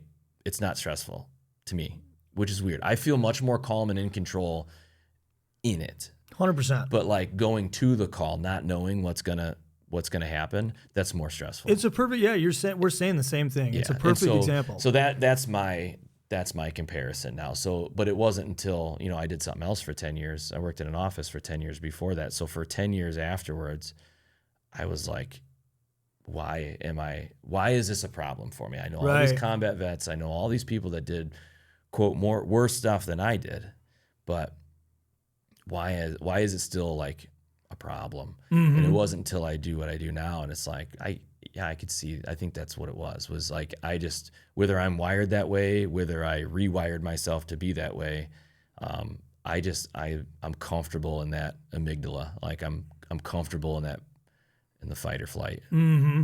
I'd like to think more of the fight than the flight, but I'm more comfortable when it's happening. Sure. And so then it wasn't until recent, like in the last few years, where I'm like, that's probably why I was so strung out, like why I was so wound up, was I needed to feel like I had some sort of say in the fight, Otherwise, you're just sitting there. Yeah, it's an incredibly uncomfortable feeling. And like I said, maybe if my job was different, maybe if I was actually taking contact or had taken I'm sure I would have a different opinion, but at the same time, I don't have that opinion. So all I have is the one I have. So, well, when you came back and because you immediately went to school, you came back and you started working as an orthopedic assistant. Yeah. So I went to school with, excuse me. I went to school for an athletic training. So your degree's in sports medicine. Yeah. So when you're on the football field or basketball court and you sprain your ankle, the guy or gal that comes running out, that's me. And it was kind of like an EMT, like you knew you were like the first medical for them, but you also did a lot of like injury prevention, a lot of focuses on injury prevention, but also like rehab too. So like we did a lot of work with our athletes to like get them back so that they could get back to work or playing sooner, So that's what I wanted to do. I was really close with the corpsman that was attached to us, and it just sounded cool what he did. And so I'm like, I want to do something like that. But being 19, I wanted to do something with sports. I always wanted to coach or teach or something. And I'm like, well, I can be, where we grew up, we didn't have an athletic trainer except for like, I think he showed up for football games and that was it. Mm-hmm. But looking into it, it was like, I could work with athletes, but also be on the medical side as no brainer. So that's what I went to school for. Now, while I was in school, I had this, one of my professors, she ran an orthopedic clinic in town. And she was like, if anybody wants some resume builder time, come see me. I'll find a job for you. And so I was actually, while I was in school, I was working there part-time. And now this would have been like I was almost done with my reserve contract by now. So I was done with school. I had like a year left maybe. I drilled into my IRR time a little bit too, so the dates get mushy. But this was right towards the end. And in fact, no, I'm sorry. It had to have been the end because I was done with I got out right before my son was born. Because it was at that point where like everybody that was left had not gone at all, and everybody that had already gone had gotten out. Sure. And I'm like, they're gonna spool me up with these guys, and I didn't want to. I had a baby on the way, so I was like, I'm out of my contract anyway. I was just going through my IRR time, so I'm like, I'm just gonna bounce. Yep, smart. And so I got out at the end of the year, and then that spring was when my son was born, and then I graduated at the same time. So this was all afterwards. I got backwards there. So I was developing X-rays before it was all computerized. I was like in the dark room. Yeah. So that was what I was doing. And then there was a doc, a foot and ankle guy, young guy. He's a little older than me. His assistant was leaving right as the last semester of the athletic training program is an internship. It can be anywhere. Mm-hmm. And my boss and she was an athletic trainer too. And she was like, do your internship here. I'll pay you. And then when you graduate college, I'll pay you more. Sure. Yeah. Badass. Okay. And I had a baby on the way. So that, okay. All good things. This is what I'm doing now, Yeah. whether I wanted to or not. Right. So I started working with him and he was awesome. He was like, you wouldn't believe he was a doctor outside of. You've always spoken very highly of him. He's awesome. So he was a funny guy, practical jokes, foul mouth, everything. It was awesome. Mm-hmm. But then when it came time to work, why I got along with him real well is that he was incredibly efficient. We were rarely behind, and he valued his family more than he valued work, which is rare in the doctordom. So if his kids had something going on after school, we were out of there. But we weren't leaving work for the next day. We weren't waiting for charts. Like, we were done. So pick up the pace. Yeah. And how we were able to do that is he trusted me a lot with, all right, he would leave a little Post-it note on the door, and he'd already be in the next room. And I was the one talking to the patient about a lot of things, like not the important stuff, like surgical stuff he'd obviously talk to him about. But like, he wasn't going over the crutches and going over I was answering all those questions. I was getting all that stuff fitted. I was getting them out the door. I was the one putting people in rooms a couple people ahead of him. So he always had somewhere to go, and we just leapfrogged. And then I would help him with his charts. We would be out of there by 5:00. And then came the time when he needed to see more patients during the day. And he was just like, a lot of places, we're working through lunch now. He would be like, I'm not working through lunch. That's when I catch up on my morning charts. That's when I go around at the hospital. He had a system. He's like, you know my schedule better than anybody. Find place for people. So I'm like, all right, well, this type of patient, I'm the one that takes the sutures out and sends them to x-rays so he can go see somebody. So let's double book him there. And we ended up seeing a ton more patients, same amount of time, got home to our families. We were rarely late, we rarely had things to do the next day, and we just worked really well together. Awesome. And then he came back from a conference, and he was like, I was talking to this doc. His assistant goes to the OR with him. That'd be something you want to do? Yeah. He goes, all right, well, I'll send you to this certification class so you can get your hospital privileges. And then, so for the last 5 years, I worked with him for 10 years. So the last 5 years, I was in the operating room with him as his assistant. So I would do all of his retraction and suturing and stuff towards the end, and splinting. So now he can go on to the next patient, talk to that family, talk to the next patient while I'm finishing up. And it was it worked so well. That had to be that. And it was fun. Yeah, I was going to say, super interesting, right? It was super interesting. And the whole point of this was I had a great system going on there, and I would still be there to this day, but it was just I was still like, I need to blow off steam. I need to get that adrenaline, something. I was missing something, I guess would be the easiest way to say. So I looked into the fire service. It's something that always interested me. And I just never, again, everything happened so fast. They're like, here's a job, and then here's a better job. And it was just handed to me in my line of work. It was just like, here's a raise.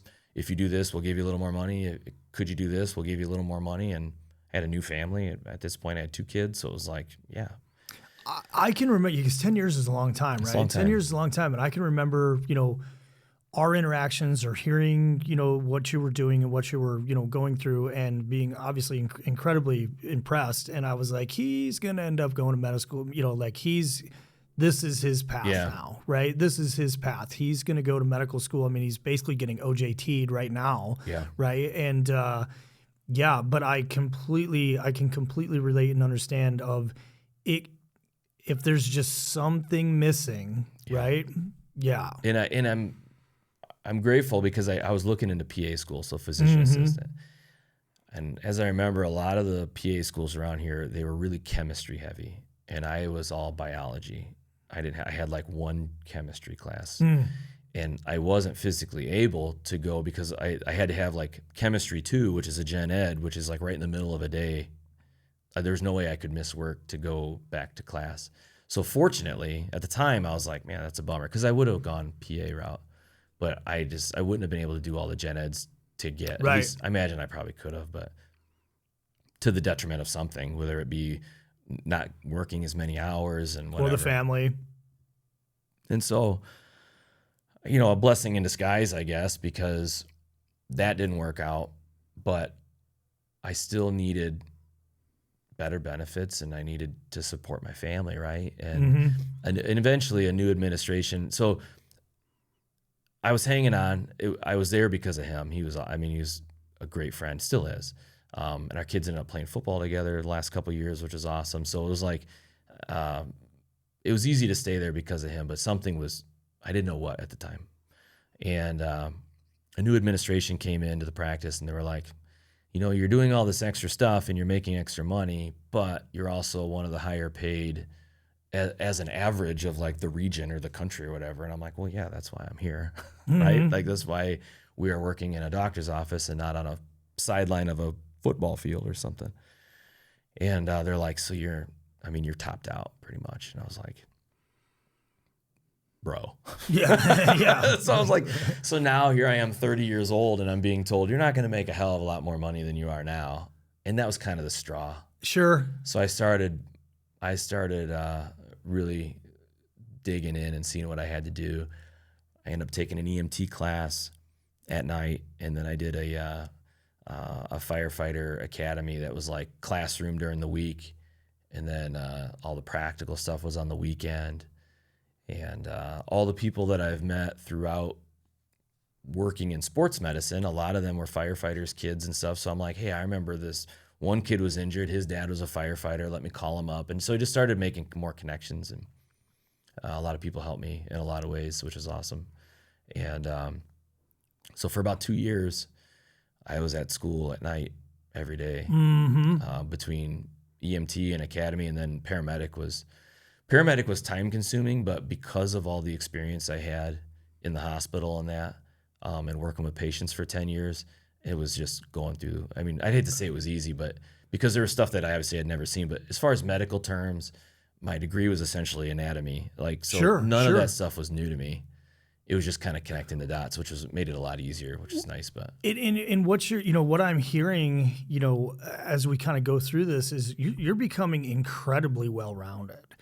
You're becoming incredibly well-rounded in, whether it's the metal fabrication or the reading of the plans, you're proficient in weapon systems. You've got 10 years as a medical, assistant, and you're in that. I mean, that's an incredible amount of trust, faith, and confidence that doctor had in you to kind of have those, as I almost knocked my microphone over, give those, those duties and responsibilities to you, right? That speaks volumes for your proficiency and your relationship, right? Because you can be the best friends in the world, but I got friends that, you know what I mean?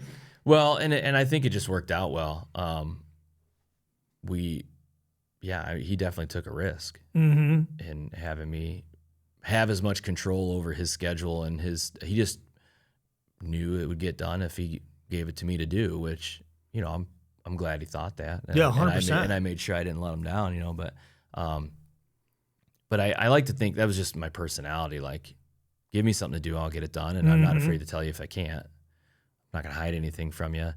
The friendship was just a bonus. Sure. It was a professional relationship. Obviously, there was no, like, if he told me I need this done, it wasn't like, come on, man, really? Yeah, right, me? right. It's me, Yeah, No, yeah. Like, we got it done. But again, I think the mutual,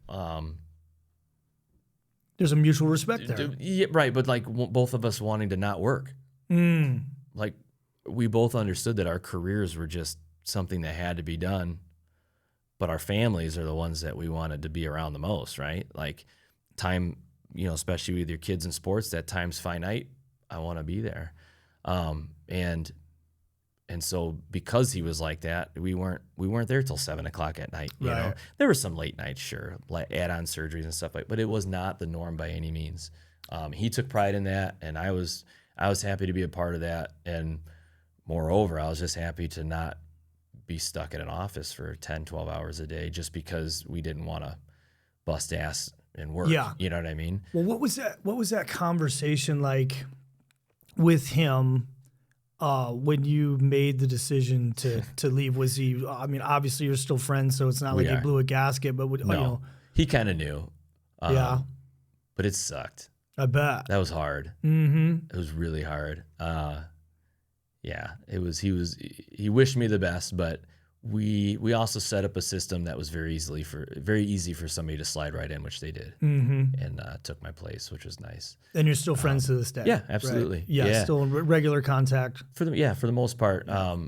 Especially the last couple of years when his son was playing football and my son was just getting into it, so we'd see him at the games and stuff. And I remember I had called you because I had such an issue with my feet, and funny story. I'm like, who's your guy? I need, and he was booked out or something, right? I couldn't get into him, and I don't know if you remember making this comment, but we were on the phone, or were we standing there together? I can't remember, but basically you were like, hey, dude, I've known you most of my adult life, and I've seen your feet. Quite frankly, I can't. You're like, I can tell. I can just look at your feet and tell that your feet are fucked up. Is what you said. Yeah, it grossed a lot of people out, but when it pays your bills, you can look at feet all day.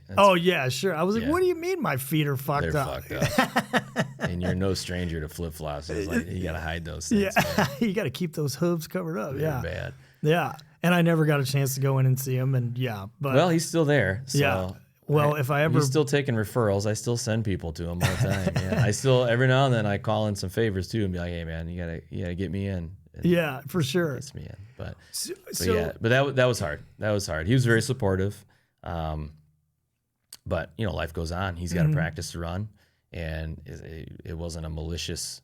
I mean, shit. I gave him like a month. I was like, hey, I'm in contact. This department's it's looking real serious. I'm thinking it's gonna be any time now, and he was. When you went through the fire academy, like when did you know that these are my terms, right? You had said something was missing. I'll call it the itch. There's an itch there, right? At what point was it in the academy, or was it your first call or your first fire? Like when did that notion of I've found what's missing, or that itch has been scratched? Yeah, it was probably when I was at the full-time department. Well, no. So I worked locally as a paid-on call. So basically when they have a higher call volume than what they can support, they do callbacks. That's where I live now. Okay. So we come into the station, and then if another call comes in, now we go out. And so I was on the department there doing that, and I had gone on a couple fires, up until then, it just sounded like that's what I wanted to do. And at this point, I'm like, I think this is what I want to do. I've already put a ton of work into it. it better be what I want to do. Yeah, yeah. It was kind of like all my cards in a basket kind of a thing. And I think it was at first, I remember coming in on a callback, and everybody was already gone, and it was a working fire, and one of the full-time guys came in, meaning it was a confirmed fire. I still don't understand working versus confirmed. So, all right. So we get a lot of calls that aren't like false alarms. False alarms. Okay. Right? So this was tones go off for a fire. Mm-hmm. I remember this was like 4 a.m. Tones go off for a fire. So that's an automatic callback because they know they're going to need people. So my pager goes off. I go in, and on the way in, I'm listening to the radio traffic, and the first arriving unit is like, "Yeah, we have smoke." So this is now where I work now. It's like a confirmed fire. Other departments might say we have a working fire, and basically what it means is like it's legit. We need, and then the way it's all set up, without going too much into the weeds, is everything has basically like a preset number of people and or rigs that are coming. So if it's a car accident, you get this and then an ambulance and whatever. But if it's a rollover, you get automatic extra engine and extra ambulance. Okay. Because of the magnitude of the call, we're going to assume we're going to need it. So they already allocation of resources. It's automatic, yeah. Right. Okay. So when somebody says there's a working fire, when somebody said there's like a confirmed fire, that automatically upgrades it, and dispatch will start bringing in more people. Roger that. Especially where I live, or like out here, help is 20 minutes away. Mm-hmm. In the suburbs where I work, help's about 5 minutes away. We can have 40 people at a fire within 10 minutes, whereas out here, you may never get 40 people at a fire. And so this was, I walked in, it was just like every other call back. You come in and ends up being nothing, or, after 20 minutes, 30 minutes, all right, you guys can go home. We don't need you. We're back. But one of the full-time guys comes in, and he was like, let's go. We're taking this reserve engine, just me and you. Like, we got to get out there.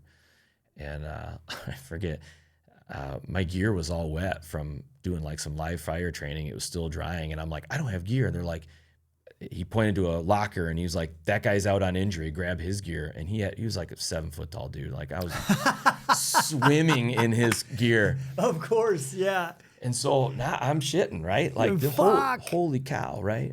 And you look like the kid from the Christmas Story. Oh man, like, I was, definitely. Yeah. Of course, whatever. So he's like, just stick with me. And we get there, and they're like, and he radios in. He's like, hey, we're here with 2 people. And he's like, all right, you guys are doing search. And so here I am now, like, masking up for realsies, as you like to say, like, shit, now it's happening. Oh man. And we went through that door, and you couldn't see your hand in front of your face. There was so much smoke banked down, and it was like I'm crawling through a bedroom searching at 4:30 in the morning, going like, fuck, yeah, this is awesome. Like, this might be what I'm missing. It had to be. And so that was kind of confirmation, like, yeah, I'm going to start testing for some full-time departments. And fuck, man. Because it was just, I don't know. It was, I operate in that zone, and I was as calm as ever. I believe it. Yeah. And it was the weirdest. It's just from that point on, like, I don't think I'll ever forget that fire. It's weird. It's etched. Like, I can remember. 100%. I could go through that house now and retrace my steps. 100%. And like you said, not from a foot off the ground, not being able to see fucking, it's incredible, dude. Just because everyone's used to firemen, everyone sees firemen, we watch the movies and whatever, but like, to actually sit and think about what that is like to suit up, that place is in flames, and it is so counterintuitive to go inside of it. Right. Like, what was first of all, did you find anybody? On that one we did, yeah. I can tell by the tone of your voice not to ask any more questions. Yeah. Yeah. That was a bad one. I guess you could say it was a bad first experience, but it was an experience. It's filed away, but yeah. So you're crawling around, it's just the 2 of you. Yeah. At first. Yeah. So there was more people there. They were like, there's always fire attack, and then search is usually separate. And I think there was 2 different search teams going. we started on one side of the building, they started on the other. So there was multiple people in the building at the same time. It was just me and him though at the time. So having never been in the equipment and never having, done that job, what is comms like? What is communications? How are you talking? So loudly. There's no like ICS or anything? So there are masks that have that. I've never used them, but there are like voice amplifiers. Okay. But you can hear. Okay. It's and you're usually pretty close.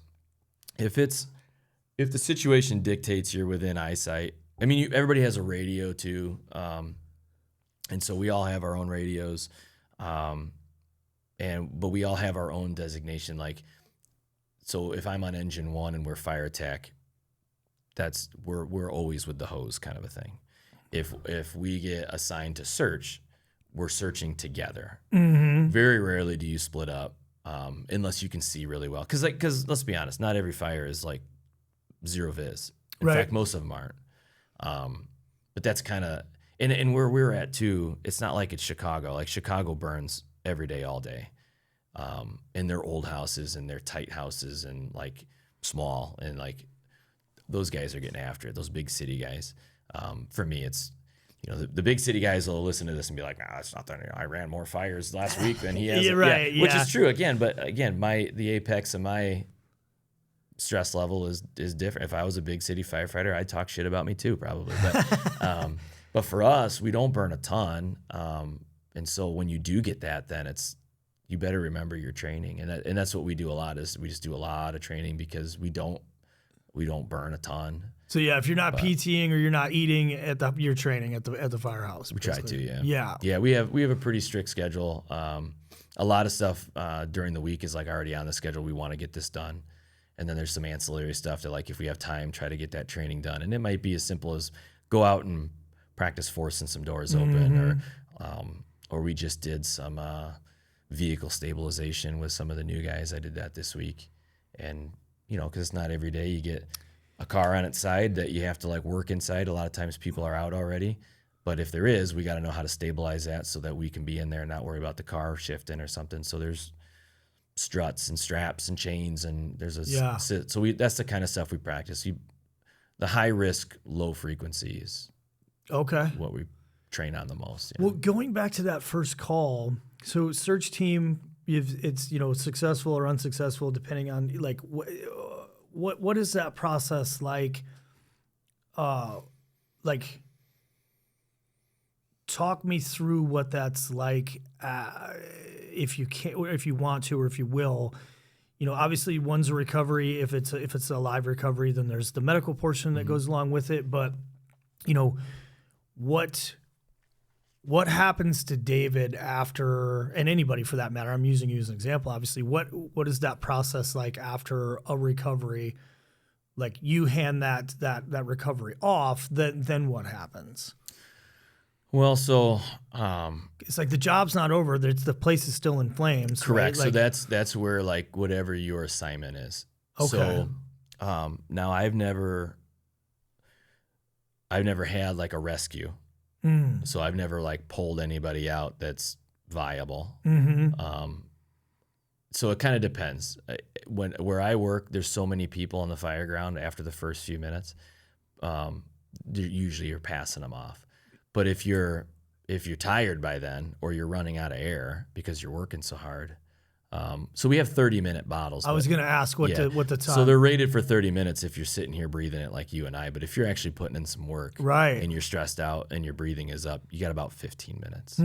So usually by the time if you're quite literally dragging somebody or something out, you're smoked. So you're probably going to come out and be out, and then somebody's going to take your place. And you like go over like, hey, take a knee and face outboard and drink water, or so we call it rehab, but a lot of times like they'll cycle crews in and out, and then there's a command element, and then you just communicate with command. And so when our air starts getting low, we have like a vibro alert, like it vibrates the mask and you can hear it. Mm-hmm. Like some of them are quite literally bells, like it's a bell. So if you hear I'm on bells, that means it used to mean you had about 25% of your air left. Now it means you got about 30. So they kind of ramped it up so that way you're on bells longer before you actually run out of air. So how we typically operate is you work until you're on bells. Okay. So it just depends on what your job is. I mean, you might have just found the fire, you might have just got to somewhere, but if you're on bells, you can't stay there too long because you'll physically run out of air. So then you call it in, and then you say, hey, we're on bells, we're doing this job, and then they'll say, all right, I'll replace you. And then the new engine company or a new company comes in, and you swap jobs, and then you go out and change your bottles and take a breather and go back in and do something else. Wow. This. So I have a question. I'm going to try and articulate it where I don't sound like a complete moron. Like, what is the process? So if I go into a structure, right, and let's say there's a stairwell going up here, this hallway going into the living room or kitchen or what have you, like standard opening. I'm not saying you always go through the front door, right? But I'm just using that as an example.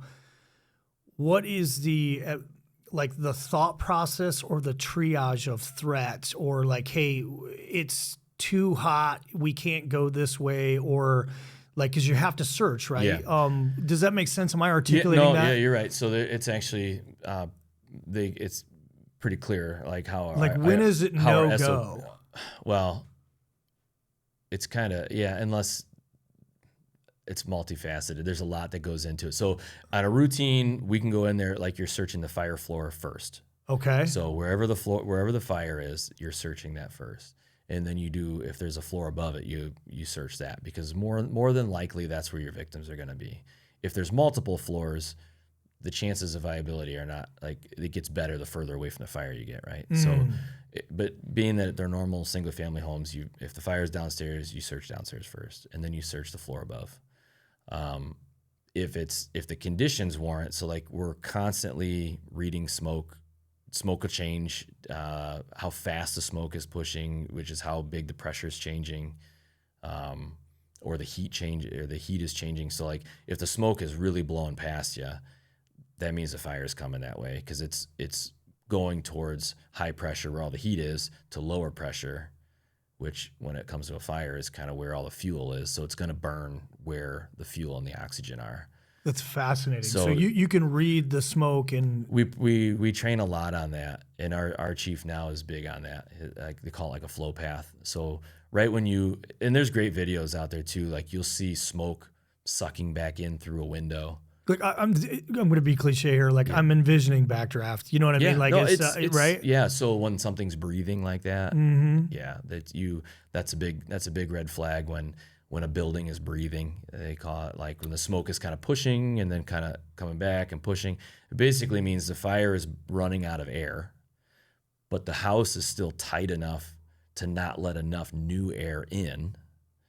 And so, but as some air starts to sneak in, it grows a little bit, which pushes smoke out, but then it loses that. So it kind of, right. And then that's when you open the door and then backdraft. Oof. Yeah. So all backdraft is air finding and then all that smoke explodes essentially. So smoke is unburned fire. So anytime you have that really thick black smoke, that will catch on fire if it gets hot enough. Wow. And so before a backdraft, there's where you'll see the smoke is kind of flashing. They call that flash over. So like when you start seeing that, that's when we start pulling out, because our gear is only good for so much. And if a room flashes, that basically means that everything that's combustible, us included, is going to catch. That's when you start seeing the smoke coming off the carpet. Like, it's getting ready to. Wow. And you feel that. What, really? Oh, yeah. I mean, is it like pressure? Hot. Oh, it's hot. It's hot.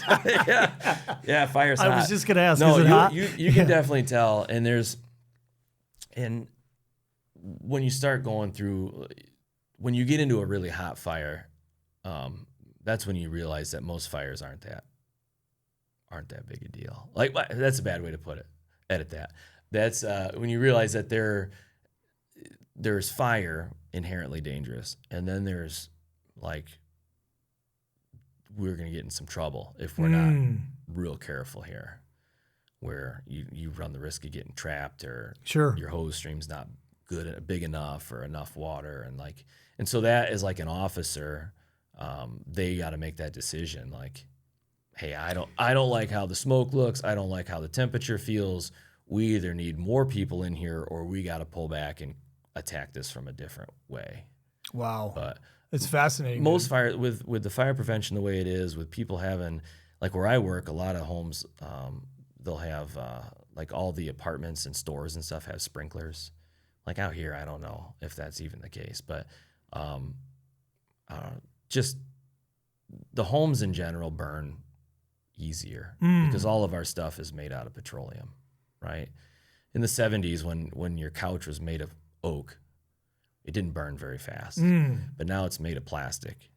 So it's a match. And it burns real quick. Right. Yeah. So everything burns a lot fast. You have a lot less time. And the downside now more is like the smoke is more like instead of like a wood and fabric smoke, you have plastic smoke, which is that'll knock you down. You know, it gets a lot more intense a lot quicker. Are you, and again, this is a very, kind of novice question, like, is your equipment like NBC almost rated? How much of that are you getting in? I mean, if you're kitted up, if it's on right, none. Okay, so you're just being in the proximity is where you're getting a lot of that, secondary exposure. If you will. The SCBA, which is the self-containing breathing apparatus, that's the mask with the regulator, the hose that goes to the tank. It is self-contained.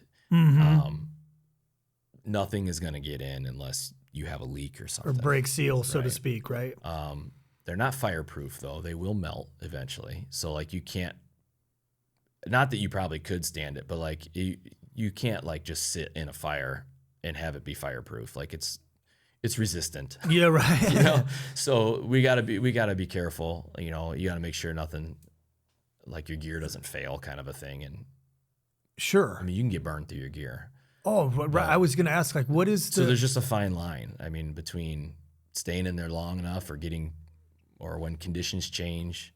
I mean, it could be as simple as somebody opens a door and leaves a door open. Well, now the fire is going to try to get out that door because that's where all the oxygen is. And if you're in the way of that, then you might get in some trouble. So there's a lot of communication. You can't just start breaking windows out to let smoke out at any given time. So there's a lot of communication. And if it's done in the wrong order, most of the time you can get away with it, but it could go bad, and if it goes bad, it goes really bad. So, how hot? Like, what's the range? Like, how do you monitor the temperature? So our officers carry thermal imaging cameras. Okay, and it'll give us the temp.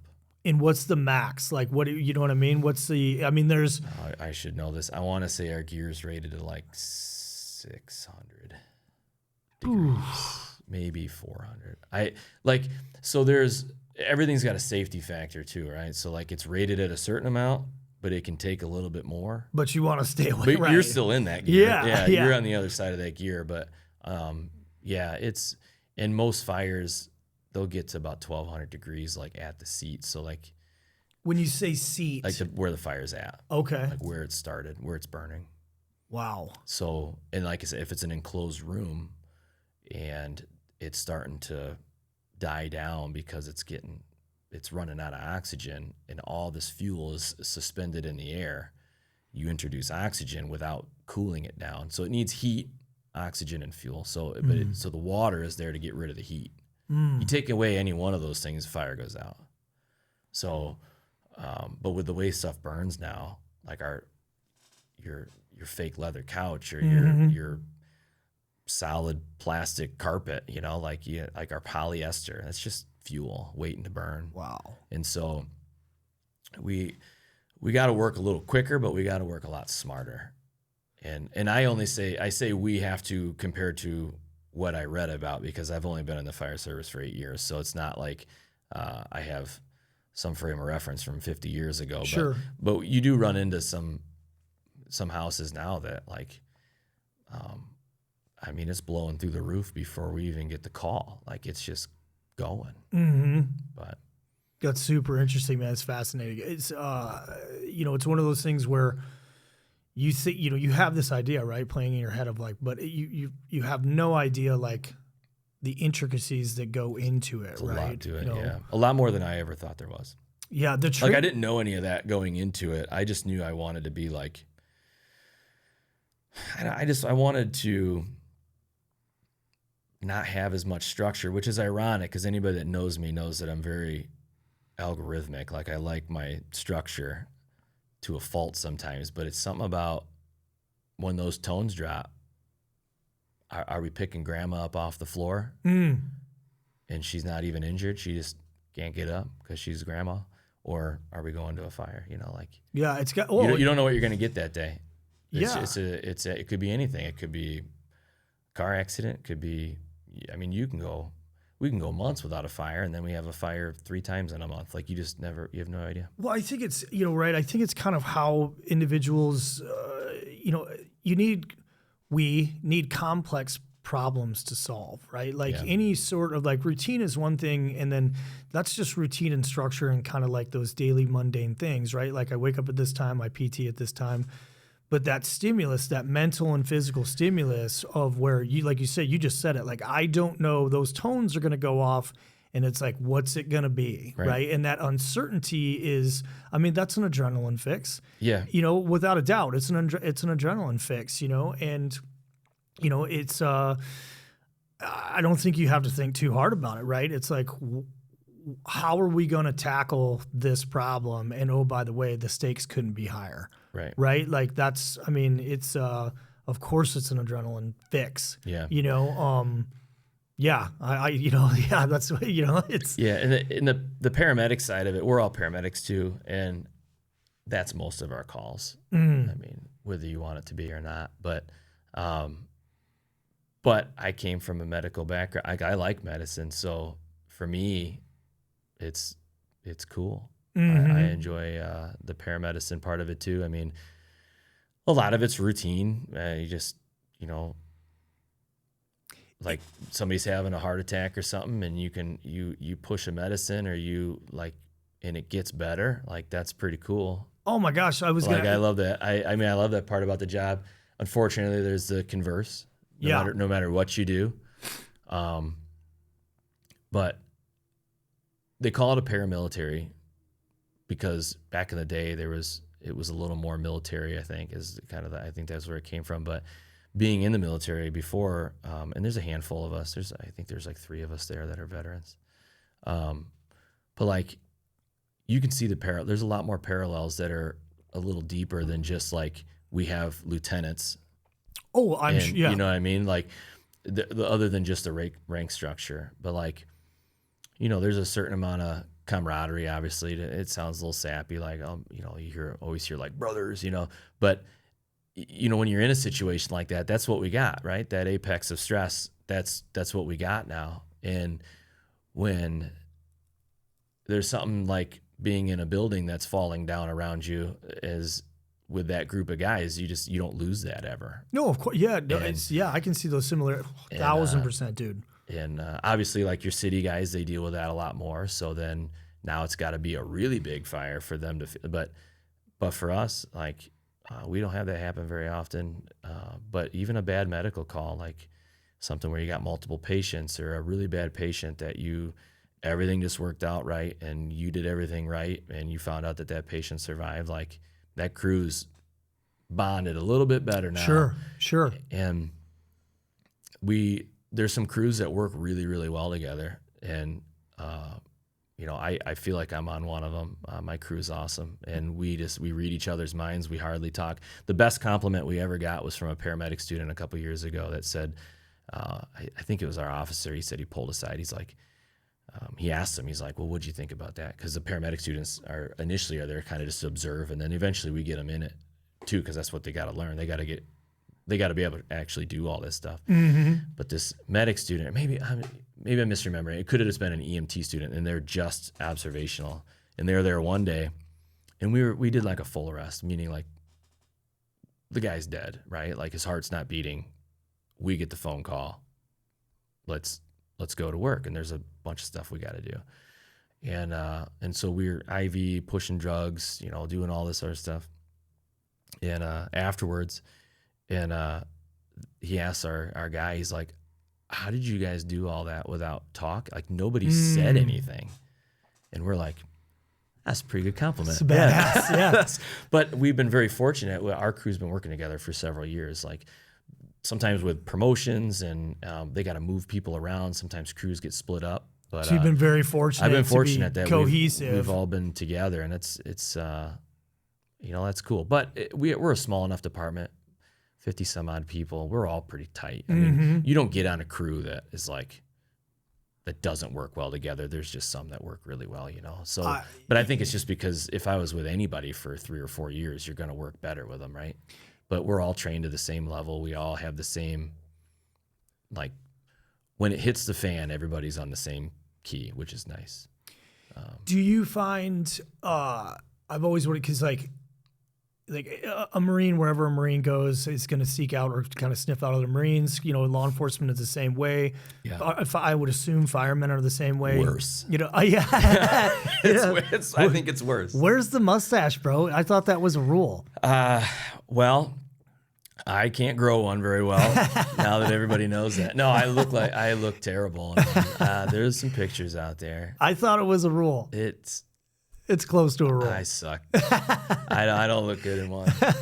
Some look better than others. Well, is the paramedics and you educated me, the paramedics, is it the same way? Like if you were solely a paramedic and not fire, do you think it's the same thing?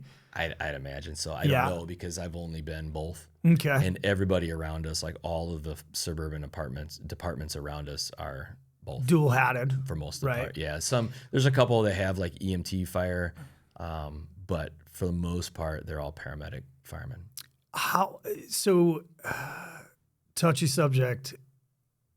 The first time as a paramedic that you were unsuccessful, how do you? Does the department have, like, is that a team effort to get through that process? Do they offer you services? Is it, do you have, I'm imagining the worst case imaginable where you're unsuccessful and then, 3 minutes later you're on another call, Right. So, it kind of like, if it was like a kid, then the world kind of, whatever you need, there's a little bit of, we'll have after actions and stuff like that.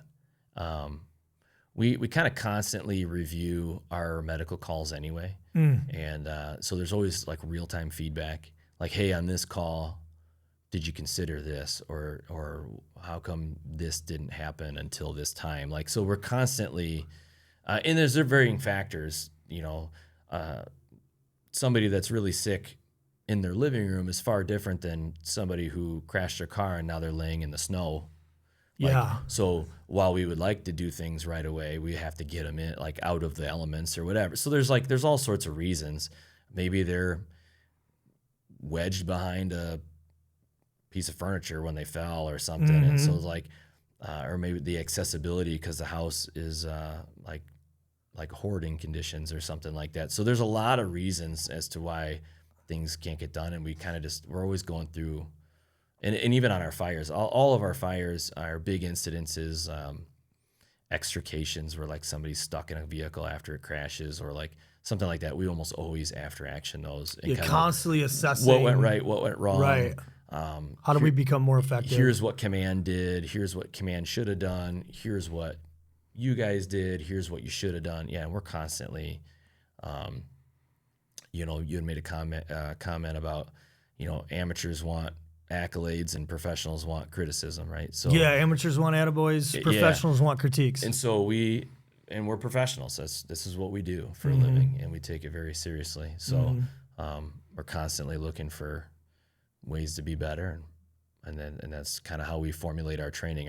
We have like a training division, we have an EMS division, and depending on if there's a bunch of calls or a bunch of like things that happen that we don't really see a ton.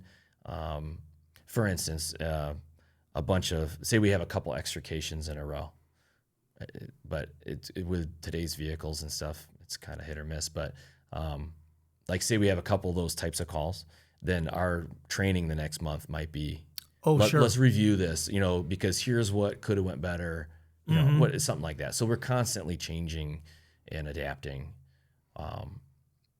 And we do that year round, obviously. But and I'm sure that firehouse gets so tight, right? So tight in short order, right? Because like you said, it's it's high stakes, it's high adrenaline. Well, we're living together too, and you're living together 24 hours a day. Mm-hmm. So yeah, that's and I think, and you can agree or disagree. I'm sure you will attest to it. It's kind of a natural progression. You said there's a kind of heavy veteran presence there because I think all veterans, regardless of combat, no combat, it doesn't matter. You have that unit cohesiveness, right? And so you find comfort in that team environment, right? And there's very few places, I shouldn't say few, but like where it's gonna replicate those kind of high stakes, right? Where failure is there's negative repercussions, right? Yeah, if you I mean, there's a lot of things that could go wrong. Like you said, if they go wrong, somebody's getting hurt or worse. Like if you got to make sure that you're doing what you're supposed to do, and that, like I said, the communication is such. Somebody sees something's changing conditions, things like that. We had a pretty decent warehouse fire. It was full of paper. I remember this one. Everybody heard about it. Yeah, it was big. There's all sorts of conspiracies about it too. Right. But, I was in one of the first 10 companies in that, and to this day, I talked to one of the lieutenants, and I'm like, every now and then I'll ask him, I'll be like, what if you would have went left? Because we went in there and we're like, you couldn't see anything. It was like, when we first went in there, you were looking for the fire, right? And just for the audience sake, paint the picture of what we're talking about here. 40-foot tall, tilt-up concrete warehouse. Okay. And it was paper storage. It was like document storage. Okay. If you had business documents that you didn't want to keep on site, you could pay this company to keep them for you. So it came in as just a fire alarm. I was on the ambulance, and we were out. We have a station that's right next to that industrial park. Okay. And I was out there doing some training. And as a matter of fact, we were already dressed. Like, we were already in all of our fire gear because that was some of the training we were getting ready to do. And this fire alarm comes in. We're right down the road. So we're like, all right, we're right here. So we went over there.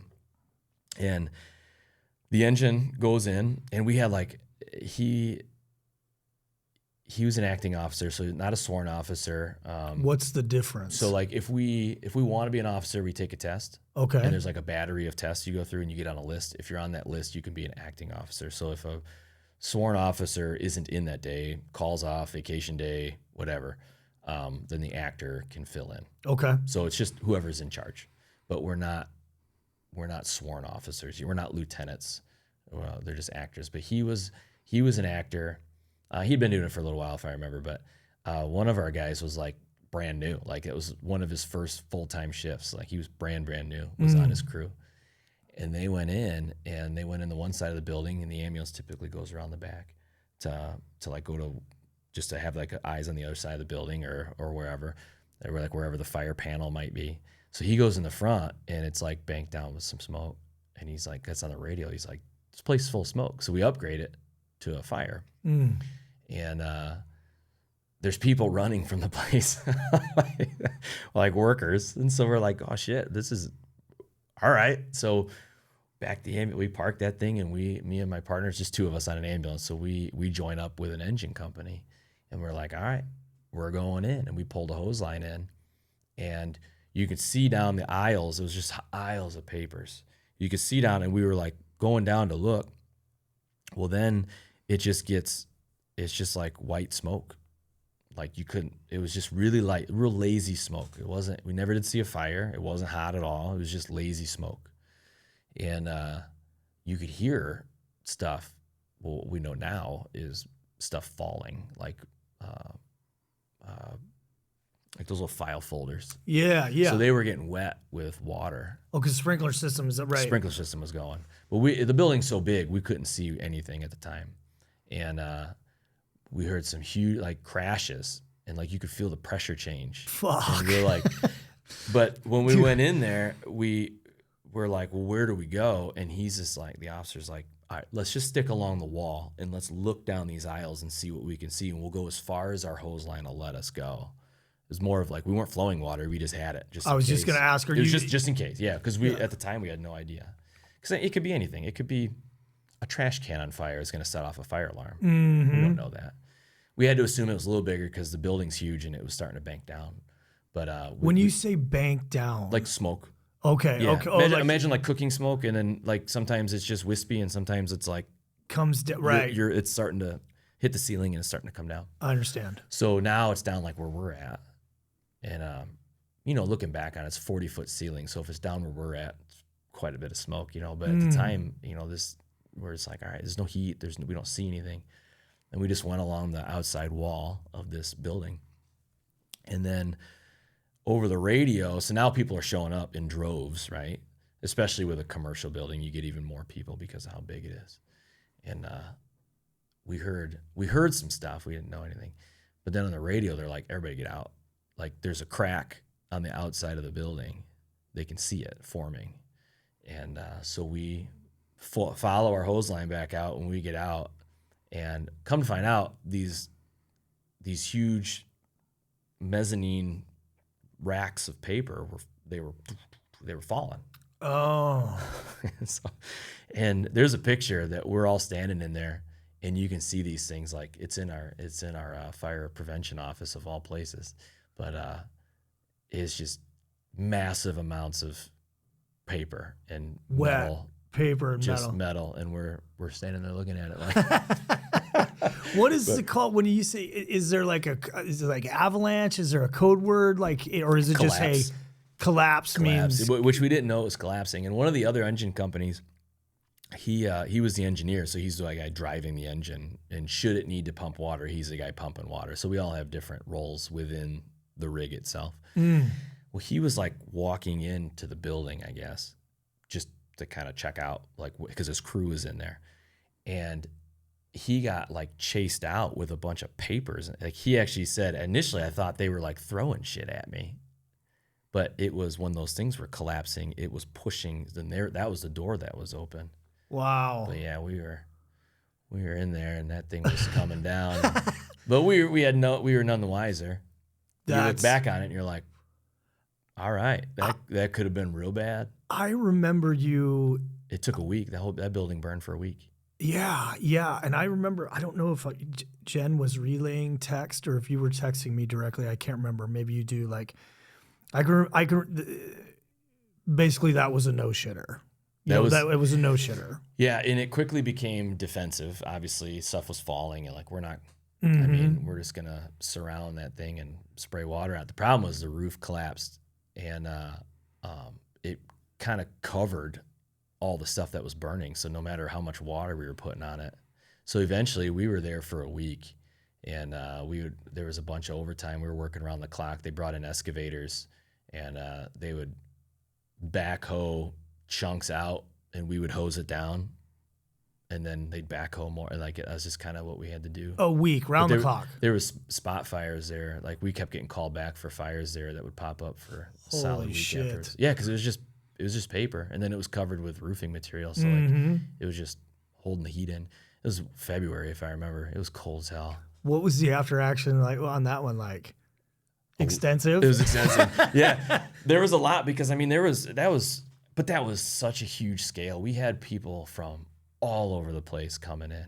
Like that brings up an interesting question. Like, do you notice are the SOPs universal from department to department? Do you gel together very, very well? I mean, I'm sure there's basics, right? I would imagine not being part of many departments. I don't know, but they're all fairly similar. A lot of them are going to be tailored to your city though. So like, if your town that you work for doesn't have a lot of industry versus a town like Elk Grove Village or somebody like that's all industry. It's a ton of industry. They're going to have more detailed. My guess is because they're dealing with industrial structures. They were going to have, they're going to have a lot more specific industrial SOPs versus if you are out here, you're rural. It's barns. It's Yeah, and well, you don't have homes. hydrants either. So like, how do you get water? Yeah. So and then we have tanks we can set up, and then there's like whole. So you guys out here are going to be a lot more proficient and efficient of how do you fight a fire when you don't have a water, like a fire hydrant. Mm-hmm. So but they're all basically the same. So if we had to go help each other out, but we also train with the neighboring towns too, just for that reason. But like, yeah, everybody has their own kind of thing, but they're all basically the same. Mm-hmm. So we all kind of know what to do once we get there. If somebody, like, you're not going to call it something other than a search or other than a fire attack. So like, if you get there to another town and you say, hey, I need you to do search, they know what that is. Everyone's on the same sheet of music. Right. But as far as like, we put our ambulance company with our engine company, so we have 4 or 5 people as one group, whereas other departments might not do that. You can imagine, right? Like you had said earlier, where we're constantly reassessing, we're constantly evaluating better mousetrap, right? And if that's happening at every individual department, right? Like it's inevitable that you're going to come up with some, kind of unique SOPs, right? And then, do those mesh well together, right? Everyone knows the basics, right? I'm assuming, right? And so that's why I asked that question. Yeah, and we have a lot of industry, like with the food service, and so a lot of some of our buildings, like where they make like your salads that you. Oh, okay, Like, and cheese, and we have a big cheese factory. But they have a lot of ammonia there to keep everything cold. So like we have a hazmat team that trains a lot on mitigating ammonia. So is that I'm going to use a military analogy there. Is that like with additional training and responsibilities, is that additional, like if I'm in the, in the Marine Corps, I get jump pay, I get dive pay, I get demo pay. Is it with each like check or badge, if you will, is it an increase in pay or is it just an increase in responsibility? Responsibility. It'd be more like billets. Yeah, okay. It'd be more like a billet. Now there's more opportunity for overtime because there's more mandatory training. Like if you're on the technical rescue team or the hazmat team, you have to do more training to keep that certification. And with that, you get paid for. So is there extra pay? Technically, I guess, because you have to do more overtime. But we're union, so everybody gets paid the same. So man, that's crazy. The only time it's different is like when you get promoted. Okay. Yeah. Is that something, do people seek promote? And I know this is going to be like, it's an individual case basis, right? Like, can you stay, what would be, if there was a rank structure, like explain that to me and the audience, because I have no idea, like private versus what, all the way to lieutenant. So there's different departments do it differently. So at our department, we have what we call blue shirts, which are just your firemen. You could be day one, or you could be there for 20 years. You could be a blue shirt. You wear a blue shirt. Now in the past, now we all wear blue shirts, but in the past, our officers wore white shirts. Yeah. But they do have like red helmets. We have black helmets. So there is a way to tell them apart, like when you're on a scene. But then we have lieutenants.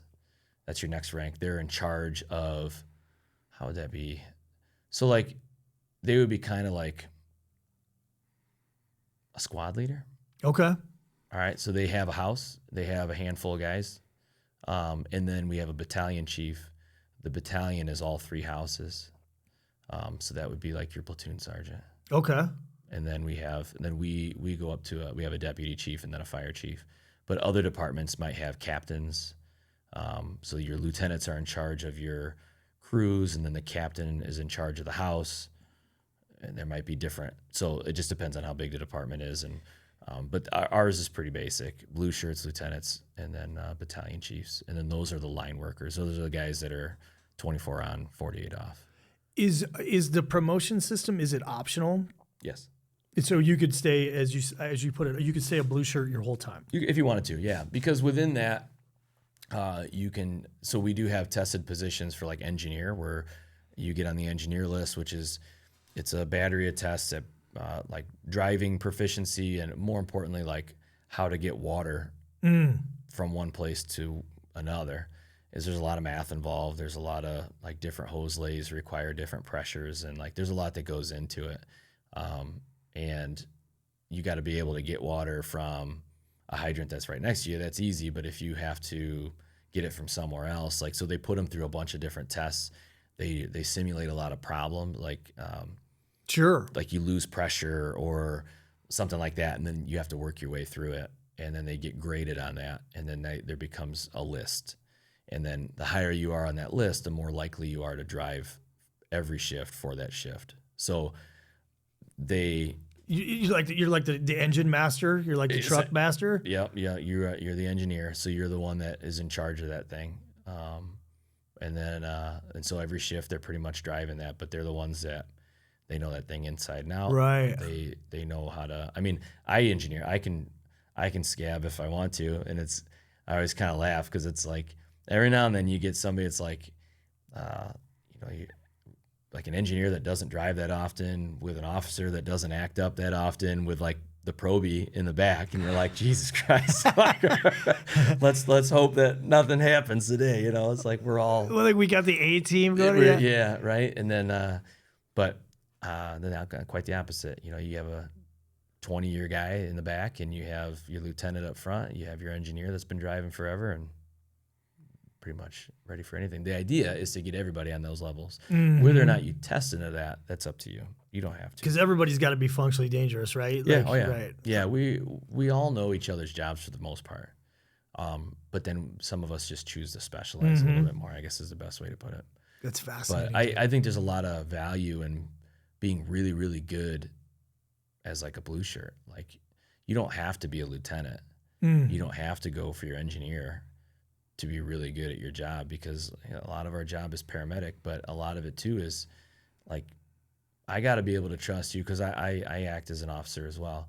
But I got to be able to trust that guy to know what he's doing without being handheld, right? Like, right. If I say, all right, let's pull a line to the back, or let's, whatever the case may be, that I might not even have to say that to most of those guys. I mean, we got a really good group of guys that they can read the tea leaves, so to speak, right? They know exactly what to do. We're starting to get new guys in, so you got to be a little more. But we have enough veteran guys, and for the most part, I think everybody loves their job, so they're willing to teach and get the new guys up to speed. So, I would imagine, correct me if I'm wrong, because I'm sure there's a fair amount of hazing, or at least I hope there is, right? Can't call it hazing. Yeah, nobody gets hazed anymore. Right. So an immense amount of tutelage and mentorship, that goes into that, because once again, like, not to, overstate the obvious, but it's obviously a life and death game. It's all of us too. Yeah. If one person makes a big mistake, it's all. It's either if we all don't get hurt, or the outcome, like if it's a patient, doesn't become poor. It's all of us standing tall. Yeah. Well, what were you guys thinking? Like, why did this not happen? It's like, well, that brings up a really good question. Nobody's perfect. Everybody fucks up, makes mistakes, right? Like, what would be, give me an example of, like, and it doesn't have to be a specific example of like, if you make a mistake, what are the repercussions, excuse me, for that mistake? Well, it's all dependent. You make a mistake, somebody sees it, nobody got hurt, but. Yeah, it could be, it could just be like a counseling, what would be like just a talking to. But on the fire side, it's a very specific, it's all spelled out in the contract, in our policies, like what will happen. If something happens, you can get anywhere from, hey, don't do that again, to you can get a day off. Unpaid. They can actually send you home for quite a while if it's really bad. But there's just... Is there like remedial training? Or? Yeah, there could be. You could get paperwork, and then it just sits in your file and as a reminder. But a lot of it's just like if you broke a policy for whatever reason. It could be anything. on the medical side, we have a medical director too that's separate. If you make a mistake medically, the medical director could, not that I've seen at my department now or at any department I've been on, but when I was in paramedic school, there was somebody from another department that basically they intubated somebody, so they were breathing for them, but they didn't have the tube in the right spot. And that happens. It happens. Different anatomy, whatever the case. It shouldn't happen, but it happens. Or if you recognize it, you should do something else. But the way I understand it, and it wasn't my crew or my department, it was just somebody, they basically didn't document it properly. And the medical director said they took away the paramedic and made him basically a EMT basic, which doesn't allow you to do IVs. Oh, like just demoted him? Kind of like a demotion for like 6 months or however long, and made him do some remedial training for airway management before they restored it. And as far as I know, he went back to regular service. And it wasn't really so much the mistake, it was the aftermath. It all comes down to documentation. And I think most people get hemmed up when they document it a little bit differently than how it might have happened. Wow. So, but it's very few and far between. We're very, if it's a big call, all 5 of us are probably reading that report because it's almost impossible for the one person. Because we have one person that's in charge on the ambulance as far as like how the medical call goes. We call them quite literally the paramedic in charge, and they're the ones that kind of dictate what they want. And we all rotate through these seats, so it's not always one person in the hot seat. But when it comes down to like a full arrest, like a full code, the paramedic is in charge, but really what they're in charge of is documentation. All of us are doing something, whether it be the IVs or compressions or pushing drugs or whatever. Like, we all know what to do. Yeah, nobody's in the corner swiping right. But on like your normal routine calls, they might say, hey, what do you want to do today? Be like, I want to ALS this, like advanced life support it. Okay, so that's the monitor, that's an IV. Because whether I see something or if you saw something and be like, hey, I think it might be this, you want to ALS it? Yeah, let's do it. Like, it's not like, they're not in charge in way of like, everybody's working together still. Yep. They're just the one that's writing the report. I understand. Yep. And so when there's a really heavy call, it's not realistic for them to remember everything. Sure. Even though they're taking a step back and trying to like direct traffic, there's still a lot of shit going on. There's a lot going on. And so we're all reading reports. And if something's not quite right, we're all like, hey, I did this, or actually so-and-so did this. So we're looking out for each other. Nobody wants to be... Yeah, nobody's trying to burn anybody, right? Yeah. So there's a lot of accountability. At least in our department, we make sure that there's a lot of accountability. Yeah. I imagine there's departments where that's not always the case. But I mean, we have the public trust, right? Like, we quite literally have the keys of the city. We can get anywhere we want. And so everybody loves firemen. I'll be damned if we don't if we're not trusted with something. Yeah. So we don't tolerate a lot of deviation from that. So yeah, you can't, right? No. You can't. It's unacceptable. No. Man, that is But it's fun. Yeah, I'm sure. I'm sure. It's a good time. I toyed around with it myself for a little bit. I was like, man, being a volunteer firefighter would be pretty badass, right? And it's all white space and bandwidth and so on and so forth, right? We had talked earlier about you have some extracurricular like groups that you're a part of. Like you go. Do you want to talk about that? Yeah, sure. So when I didn't even really know it was a thing, but when I started full time up in Bartlett, they have a pretty big honor guard. In the honor guard, so the AFFI is the state union group that it was formed years ago, where they decided that, we don't have, when there's a funeral, when there's a line of duty death, not every department knows what to do, has the resources to care, because it's a lot like a military funeral. There's a lot of history and there's a lot of steeped in tradition, right? A lot of tradition, and not everybody has the resources. Not everybody knows what to do, and so they formed this group called the AFFI Honor Guard, and it was Illinois only.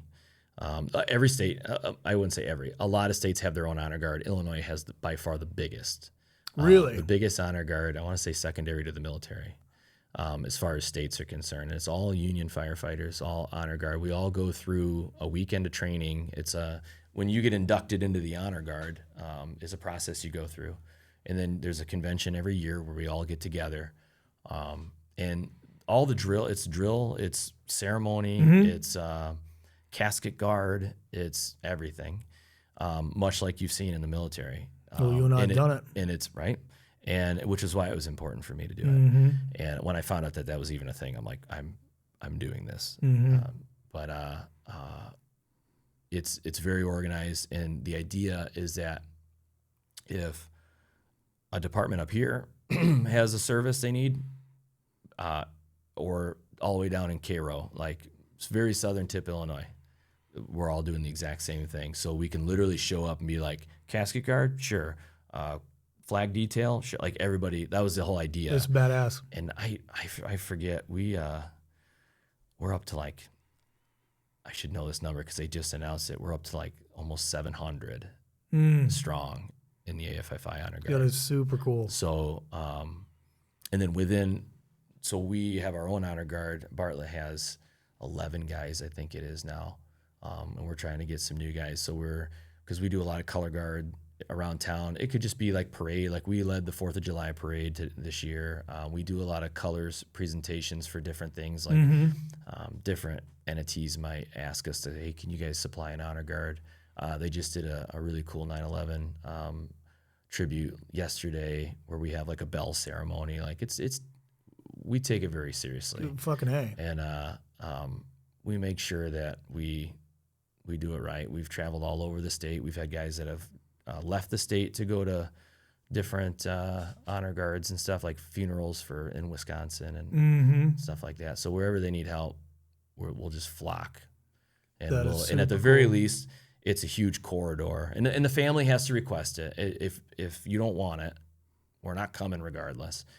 But if they want, they can have a full fire department funeral, and it's just like a military funeral. In fact, we have a guy. He was actually he was in D.C. He was the casket detail. What do they call those guys? Body bearers? Oh, yeah, pallbearers. So yeah, the body bearers. He was a big body bearer. Yeah, the Marine Corps, yeah. So that's what he did. Well, now he's up at a neighboring department, and he's on the honor guard, and so he teaches us. He taught us how to fold the flag like Marine Corps style.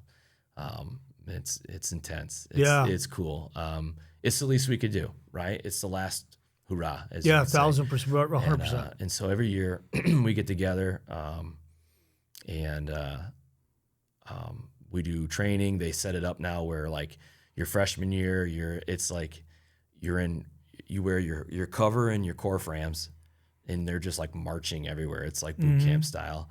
And then your second year in, they have more like the tools, because we don't have rifles, we have axes, and there's different. It's very similar movements to the rifle. No shit. Yeah. So it's like the double or the double head. So a flathead axe, and then a pike, like the pole with the hook on the end of it.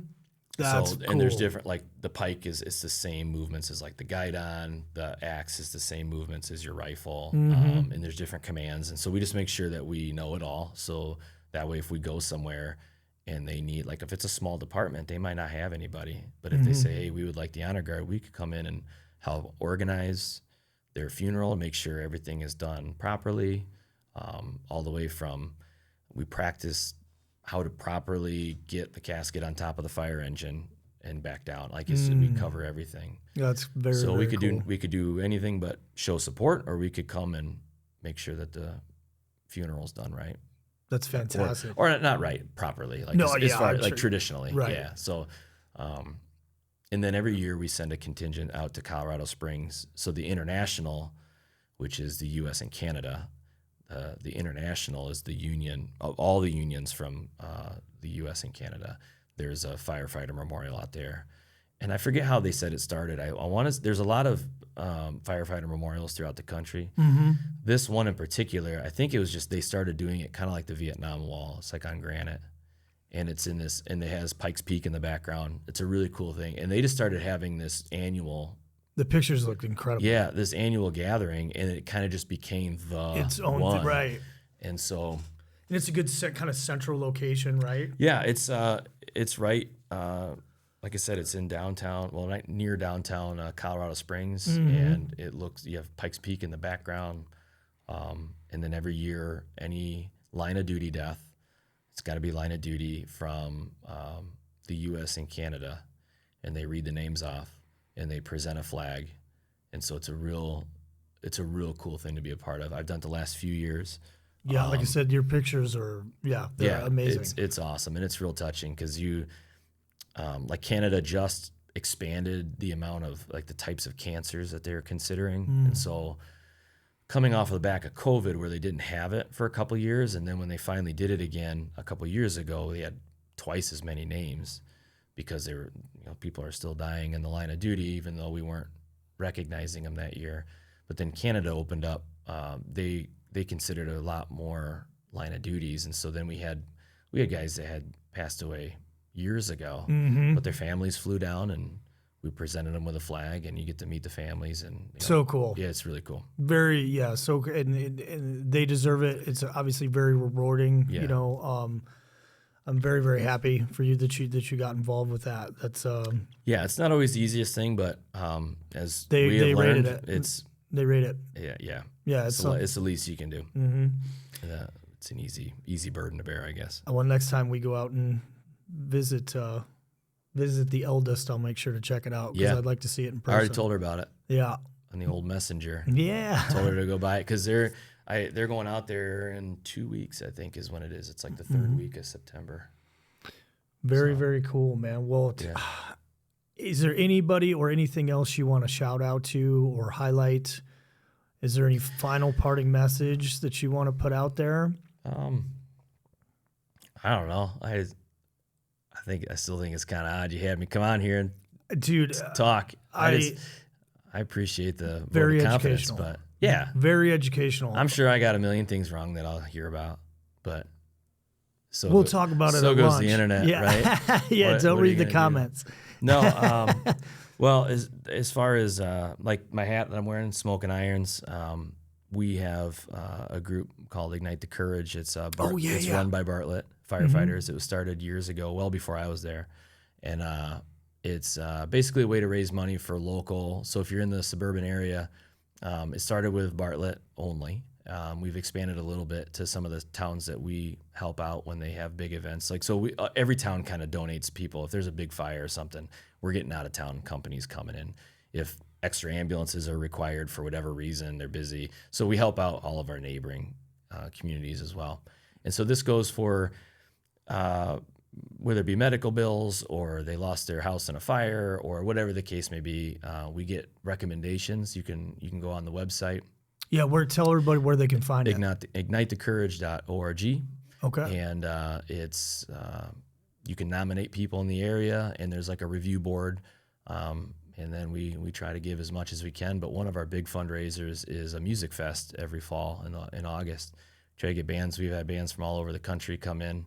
Try to get original bands. And it's just 2 days of jam fest and beer and spirit tasting and food trucks, and there's local crafters come and bags tournament, and fantastic. It's just like a huge music fest. There's live music and a great cause all day Friday, Saturday, and then all the money goes towards building up this account so we can give it back out to people in the community. So so that's been a fun to take part of too. So sick. And what month is it in? I may have missed that. So August is when the music fest is, but we do stuff all year, different things, but that's the big one. Okay. Yeah. Well, I'm coming this year. Come on out. Well, next year. Next year, right. Next year. Yeah, it's fun. Well, I want to thank you. I want to thank you for coming on. It's been very, very informative, very educational. I appreciate it. Thank you for what you do. Thank you for what you've done, right? Yeah, I think it's time to go to lunch, right? That's easy. Yeah. All right. Lunch is always good. Yeah, lunch is great. All right, stay mobile, everybody. Till next time. Thanks. See ya.